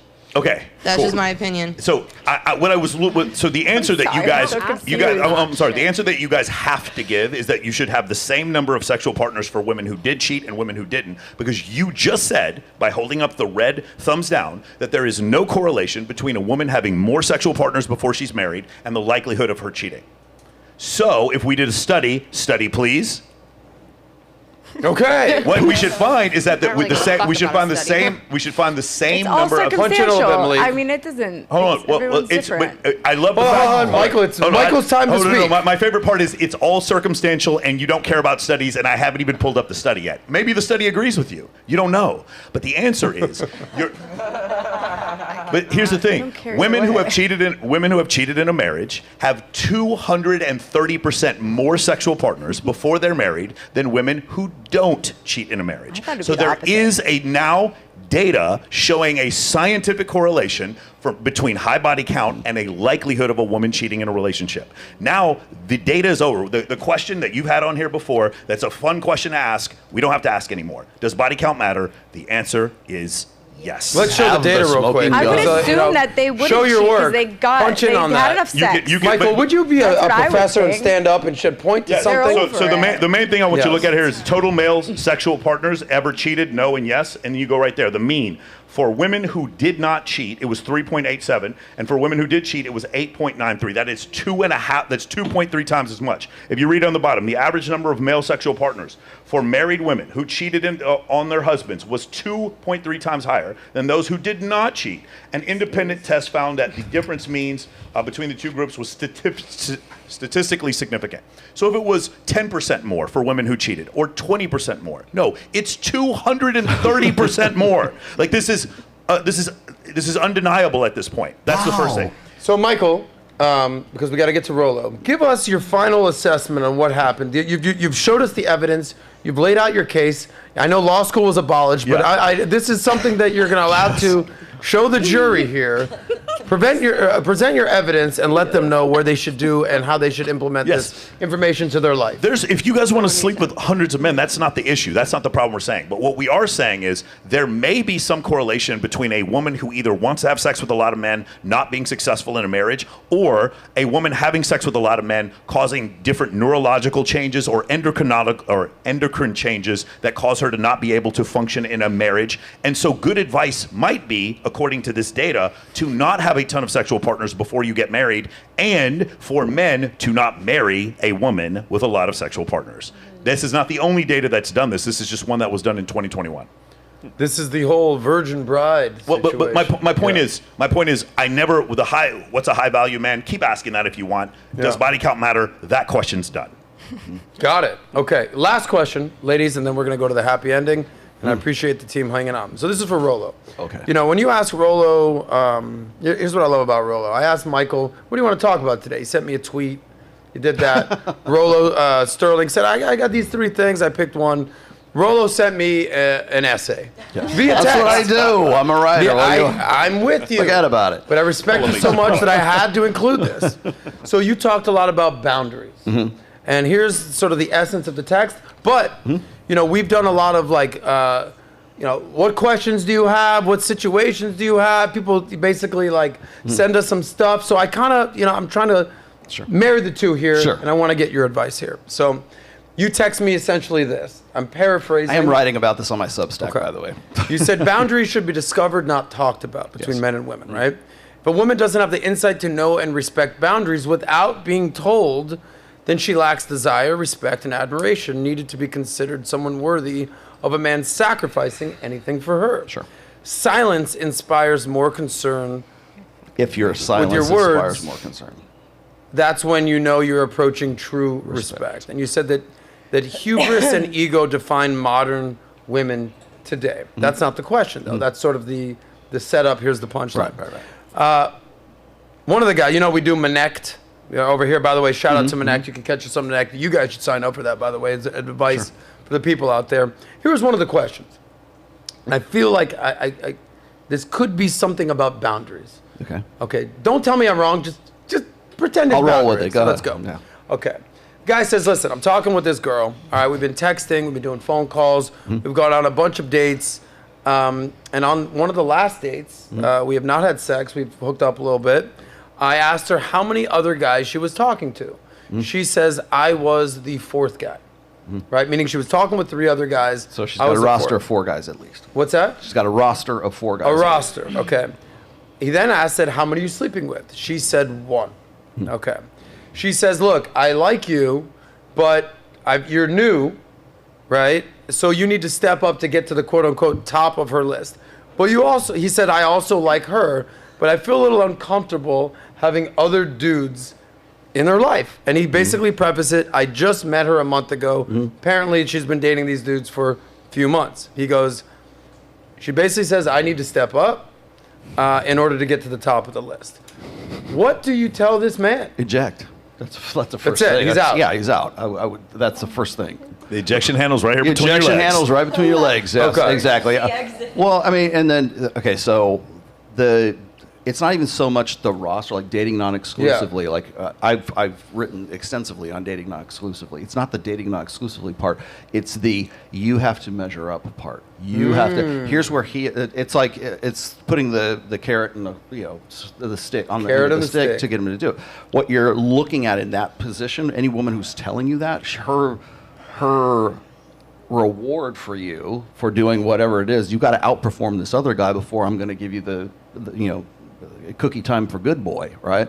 So it's the transactional nature of it that I would have the greatest problem with. I mean, I've said before, men should spin plates. Women are already natural plate spinners because it's like they want it's being prudent is having this guy's better than this guy, and not necessarily playing them off of each other, although that happens all the time, but it's having non-exclusive options. Confidence comes from options, and I think men need to also develop those options as well. But in this case, this is just outright manipulation right here. So, if that's the case, you're also with a woman who's telling you, when somebody tells you who they are, believe them the first time, and in this case, I would say eject, get out of that.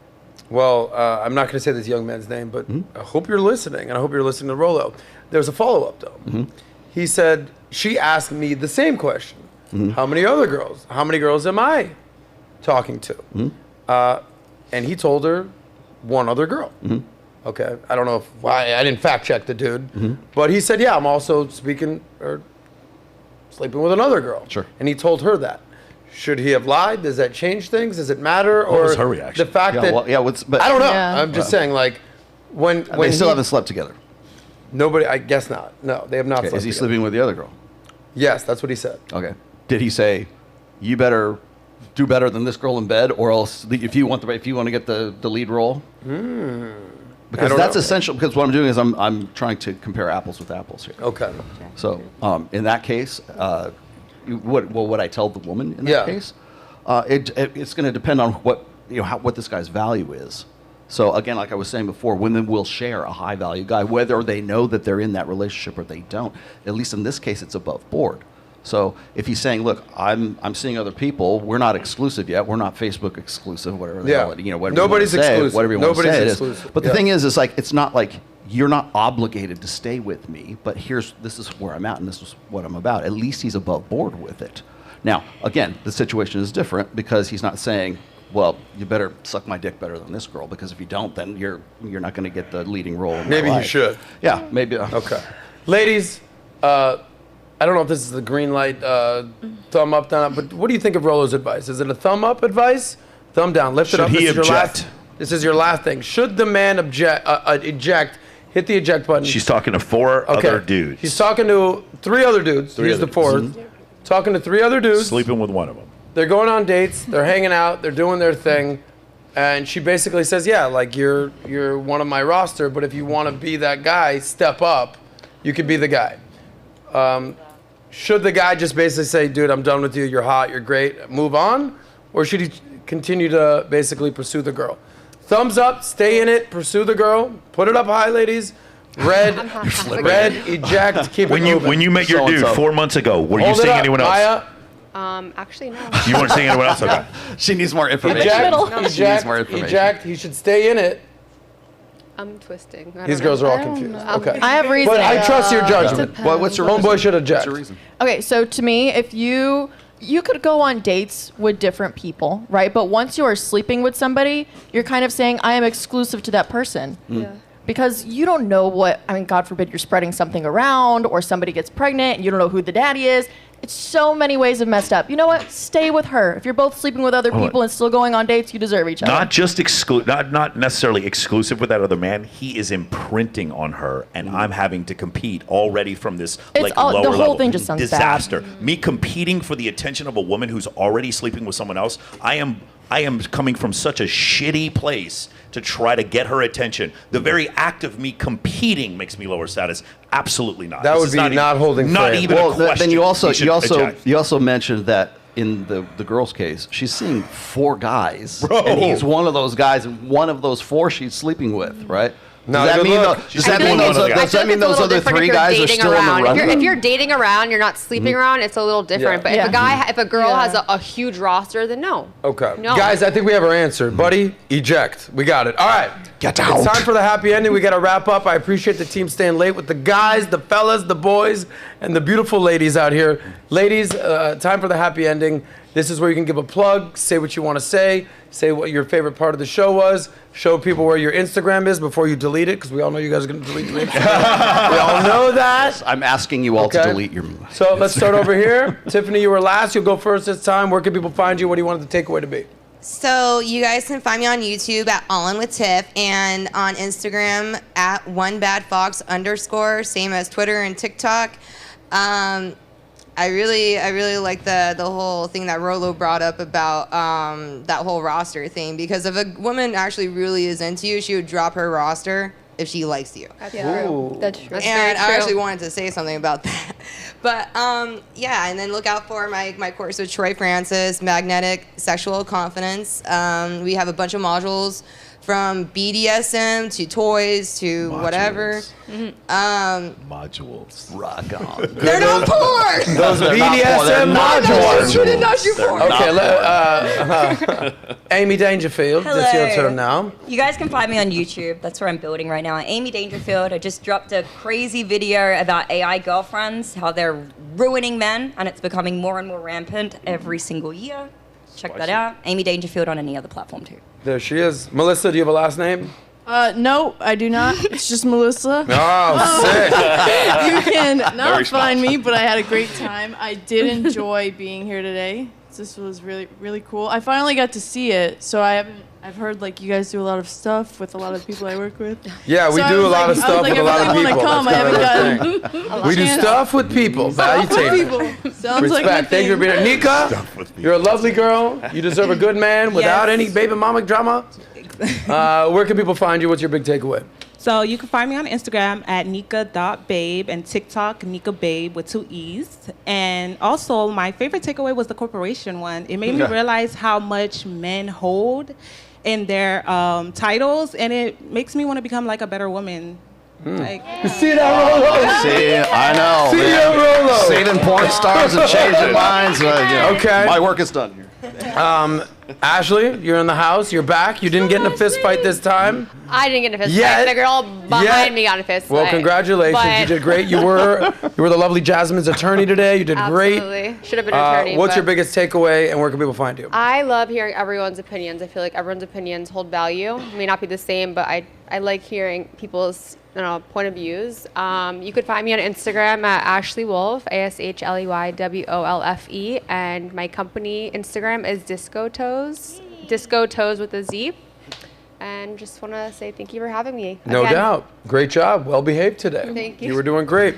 Jasmine, I think you stole the show today. I mean, Absolutely. You were I'm ready to write a book. down, left, right. Nobody could peg you. I want to write a book on Jasmine. Yeah, That's incredible. okay. No pegging. No pegging. Nobody could pin you down. No pinning. Yeah. Jasmine, very interesting character. What can I say? But you're an actress, so What can I character. say? There's a play on words there. That's what it is. What was your biggest takeaway, and where can people find you? Biggest takeaway that men haven't changed. It's the same shit. They don't like opinionated, independent women. So it's probably why I'm still single. You can find me. Jasmine Waltz is my IG. Movies on Amazon Prime, Hulu, and Netflix at the moment. Well, there's so many comments I can make right now. If the men aren't changing, maybe the woman changes. I don't know. Yeah, see, there we go. There it is. Okay. Maya, you did great. Rollo was absolutely. Did you just take your glasses off? What just happened? You changed? Yeah. Okay, I'm I like, changed. this is the same girl? Changed. Gotcha. You changed. Yeah. Nice lesson learned right there. Oh my God. No, nothing to do with you. Joke. Maya, what was your biggest takeaway? Thank you for driving 3.5 hours to be here. Mm-hmm. Well, I love giving my opinions. I love to chit chat, which is why I've been on the show with Michael and Rollo so much. It was good to see them tonight. That was also a really good part. You could find me at Maya Allegra on Instagram, and that's it. That's awesome. Tony, last but not least, I know you loved the C-suite executive part. I know that my favorite part. You're a great teammate, and that's awesome. What was your biggest takeaway? Where can people find you? It was honestly just a pleasure hearing you guys talk in person. Thanks for having me. And you can find me at official Tony Scardino on every platform, and check out Freewell. Can I ask one last question? Yeah, you can ask. Can you explain the octopus tattoo on your foot? You're going to think it's a good story, actually. Okay. Because, make it quick. We got bills okay, for I'll you. make it really quick. Yeah, super chat. I went to Guatemala, and I was kind of like in a rough patch of like going to law school, wanting to do other things, blah, blah, blah. Went to Guatemala, met this guy. He was with his wife, 3 dogs, 2 kids, on the beach, property, by himself. Octopus tattoo on his shoulder, and I was like, I want to live that life. I want to be on the beach, living in paradise with my family, and I got an octopus. Would get you there. There you go. And there we are. We made it. Yeah, here we are. You guys out there love a lot of puss. So what do you say, octopus? Thank you. Oh, my bad. I heard wrong. But congratulations. That's awesome. You look great. Congrats. Now it's time for the gentleman. I started with Michael. So I started with Rollo. Anyway, Michael. Don't matter. We'll come We're back gonna say the this same way. thing anyways. Michael, I've said this, and I'll say this to the day I die. You're the coolest nerd I ever done meet in my life, bro. You're so smart. By day, you're like quoting Aristotle and Dr. David Buss and evolutionary psychology, and at night you're hanging out with Tiesto and Marshmello and a bunch of hot models. My kind of guy. Anyway, brother, it's always great to hang with you, bro. What you working on? What do you want people to know? MOA, ladies, any engagements coming? I'm just throw it all out there. Yeah, so I'm a cat dilf. So am I. This is true. I'm on number 11 right now, and No, what? No, I have 3 right now. Okay, Okay, 11 total over 25 years. I have a very offensive podcast that seems to piss a lot of people off. I don't believe I don't believe in free will, so I'm excited to come on there. I don't believe in behaviorism. I absolutely do not believe in the blank slate. And I have a lot of studies and science to show that that's true. And a lot of people like to come on the show. I love listening to opposing opinions. I'd never try to make things personal. And then I also have a performance course to teach men about leadership, entrepreneurship, about networking, about communication, about dating, and several other different topics called the Men of Action Mentoring Course, where we've just got our 700th client recently. And so it's been absolutely fantastic. We've been quadrupling in size every 12 months. So if you guys are interested, you guys can check me out at moamentoring.com, but do not do it at work because the stuff on there is not safe for work. That's what NSF stands for. Yeah, good to know. For work. Speaking of NSF, what? Sterling Cooper's in the house. Good point. He's safe. Sterling, He's it's great safe to now. see you again, bro. I feel like every episode we're encouraging you to run for office. Yeah, it seems that way, doesn't it? I don't know. I It's just like a feel consistent you just got it going on. If only But I you're was working on eligible. something that you want to talk about. Yeah, really briefly. Obviously, if you want to find me on YouTube, look for Stirling Cooper. I'm the first thing that comes up. If you want to find me on Instagram, again, look for Stirling Cooper. I give a ton of free advice on all things relating to sex, particularly sexual performance for guys. And speaking of, I've just come out with my own supplement line, Clubhouse Supplements. You can look for Clubhouse Supplements online as well, and you'll find our brand new, basically, male enhancement pill. Let's call it that, male performance pill, and all natural, all not going to cause any nasty side effects or damage you at all. It's going to help your heart health, help your blood flow. And we've also coming out with a libido booster, sex drive booster as well. So that's what I'm working on. Well, send us some stuff and we'll Absolutely. promote it. We'll promote it on the show. And, we would We'll love literally to. take it on the show and then I will see what take it on the happens. show and take While all we're of on you the down show. with me. But that's awesome. Congratulations, bro. Did that just happen? All right, play on words here, guys. I got a snort out of that joke. That is impressive. Well, Sterling, thank you for being here, bro. Thank It's you great for to have having you me, back. Are you back in Miami now? Back in America for the next month, yeah. America, the beautiful. America. Hanging Anyway, out with speaking Jay. of America, we got one hell of an American here. He goes by Yeah. Tomassi, Rollo. Yeah, I'm not. Oh, not yeah? I'm Oh, not yeah. actually Italian. Sorry. Yeah, American. American. No. That's right. Yeah. So, Rollo, you're the one that introduced me to most of these Sure. guys. You know how much I respect I have for you. Yeah, you've And, come a long way, man. I remember back in February of 2022 when we were at the Vault, man. That was Come a long way. That was brother. a long time. Thanks for believing That's me, a very man. long This time. young kid, I was 19 at the time. But what's new with That's you? You good. look That's jacked. good. Things Thank are you. good. Yeah. I'm so happy that Vegas you is teamed up good. with Michael. Yeah, I am too. I think the dynamic between me and Mike is very reminiscent of what I used to have when I was partnering with Pat Campbell back in the day, with terrestrial radio show host I used to work with. We're doing a lot of stuff, man. This whole week we went to the Danza Project. We're doing Fresh and Fit. We did your show, and we're mobile.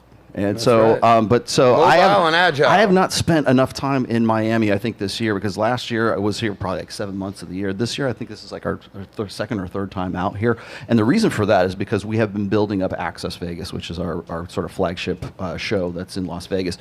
We came to the conclusion that we needed a West Coast hub. So right now for podcasts, there's Nashville, there's Miami, and there's really Texas. That's where everybody goes because nobody wants to do anything in California, right? Sorry, So Jasmine. we have just California. as far as podcasts are concerned. But so we decided, myself and Miguel Munoz, my partner, business partner, we decided we need to do something here in Las Vegas, and so we're now about a year in, and we are at least the number 2 podcast, if not, Yes. if we're still up against. We're the most important podcast. We're the most, We're in most this niche, important we're number podcast. one. That's all that matters. So we've built up quite the podcast and the brand in the last year or so, and we're just going to continue doing that. And so Access Vegas, of course, is a panel show, not unlike this. And we've been doing that. I am working on the 10th anniversary edition of the first book right now. It's going to be a hardback edition, and it's going to be I've taken out all the typos and all the syntax errors and everything like that. So that will be available probably middle of next month. And I'm working on Spanish translations as well. But essentially, We could have just been Sterling doing- do his best. Exactly. He spent the whole summer in Spain. He And of course, I'm still doing my own podcast, which is The Rational Male. It's Yeah, of 1 course. p.m. Every Pacific, Sunday. 4 p.m.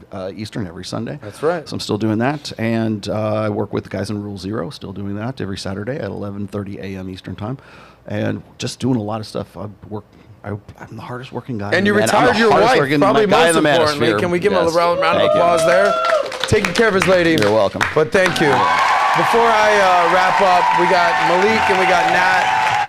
Anything that we need to pay attention to? Anything that you guys want to say before I wrap up? Quickly, I'm going to go through the super chats. Cool. And we don't have time to respond, unfortunately. Okay. We got to go. But I'm going to read them because we got them. So thank you guys for By super the way, chats. guys, Nat's going to read. Yay. Go ahead. Go Nat in the reading. Okay, we've got Leon VRP. He said this is my version of a Super Bowl. We've got Cooper the Avenger, Rollo of the olden days, and Michael the EVP Psych, Big Bertha Mega Cannon. I take my hat off for you, sirs. Love from Holland. Oh, nice, from Holland. Hi, Jack Napier. We've got another one from him. He says, swollen, gone, Super Saiyan. Then we have, I just want to thank Michael because of the recommendation of the previous podcast. I joined Cole Gorgon's program and became a high-ticket closer. Awesome, guys. Then we have Crypto Keeper. I always see you in the chat, even though you be hating on me. I be seeing you. He says, hypergamy is real. I am genuinely interested to know if Adam has a type and if he wants to pick a state or country where his future woman would be from where it would be. Also, great job, Nat and Malika. Thank you, Crypto Keeper. Liechtenstein. Then we have Myron's son. He said, I just want to say W Rollo, W Michael, W Stirling. And then we have TWPB. Then we have W Adam, W Malik. Then Crypto Keeper again. He said Vivek killed it last night. Adam was right. Great job, America is behind you 100%. W Adam and Valuetainment. Adam was spot on this morning. Then we have our last one from Nick. Guys. Never marry a girl with a body count of 10. Aside from that, thank you guys all for coming. I love when we get to have a great conversation and different point of views, like a panel like this. And I'm super excited for what's to come. So make sure you guys subscribe, like, and do all that fun things. Malik? Yeah, overall, it's a great show. I mean, I love it when Adam has these guests on. It's like a great opportunity for me to just sit back and listen, take some notes for myself. And the biggest takeaway for me is, dudes, just have a network for yourself. Have a network of dudes, bros, guys, whatever you want to call it. Sometimes you need a space for dudes to be dudes. You over there trying to, worry about women, you get caught up in all that feminine energy, and it's too much. Shout out to all the ladies for keeping it civil today. And and get your socks from Disco Socks. Yeah. Aw, thank There you you. go for the socks. I love them. I love your socks. Thank you. They're so comfy. Okay, thanks, Nat. No, the socks are great. But just dudes being dudes, hanging out with the ladies. Guys, I really appreciate everyone being here. In case you haven't noticed, the channel has officially been renamed SOSCAST. It is no longer Valuetainment Money. It is SOSCAST. They say that you don't talk about money all that much anymore, but I still do. If you want to hear what I had my thoughts on what's going on in the economy and money, check out Tuesday's show where I went 2 hours strong on why you need to basically get your money right, how to get your money right, understanding money. This is where finance meets romance. Sometimes we'll talk a little bit more about money. Sometimes we'll talk a little bit more about dating and lifestyle. One of the things I say is money doesn't live in a vacuum. You don't just make $1 million and sit on it. I don't know about you ladies, but you want to spend it. You want to be with somebody. Men want to have women in their life. You can make it rain. But thank you guys for being here. Thank these absolute studs for being here. Round of applause for these lovely ladies out here. We do this every Tuesday and Thursday afternoon. Sub to the channel and show some love to Valuetainment in the chats. We got Vivek Ramaswamy coming on PBD Podcast tomorrow morning. Nice. Check that out. We got big stuff going on next week. So we'll see you then. Save that money. We out. It's the SOSCAST, baby.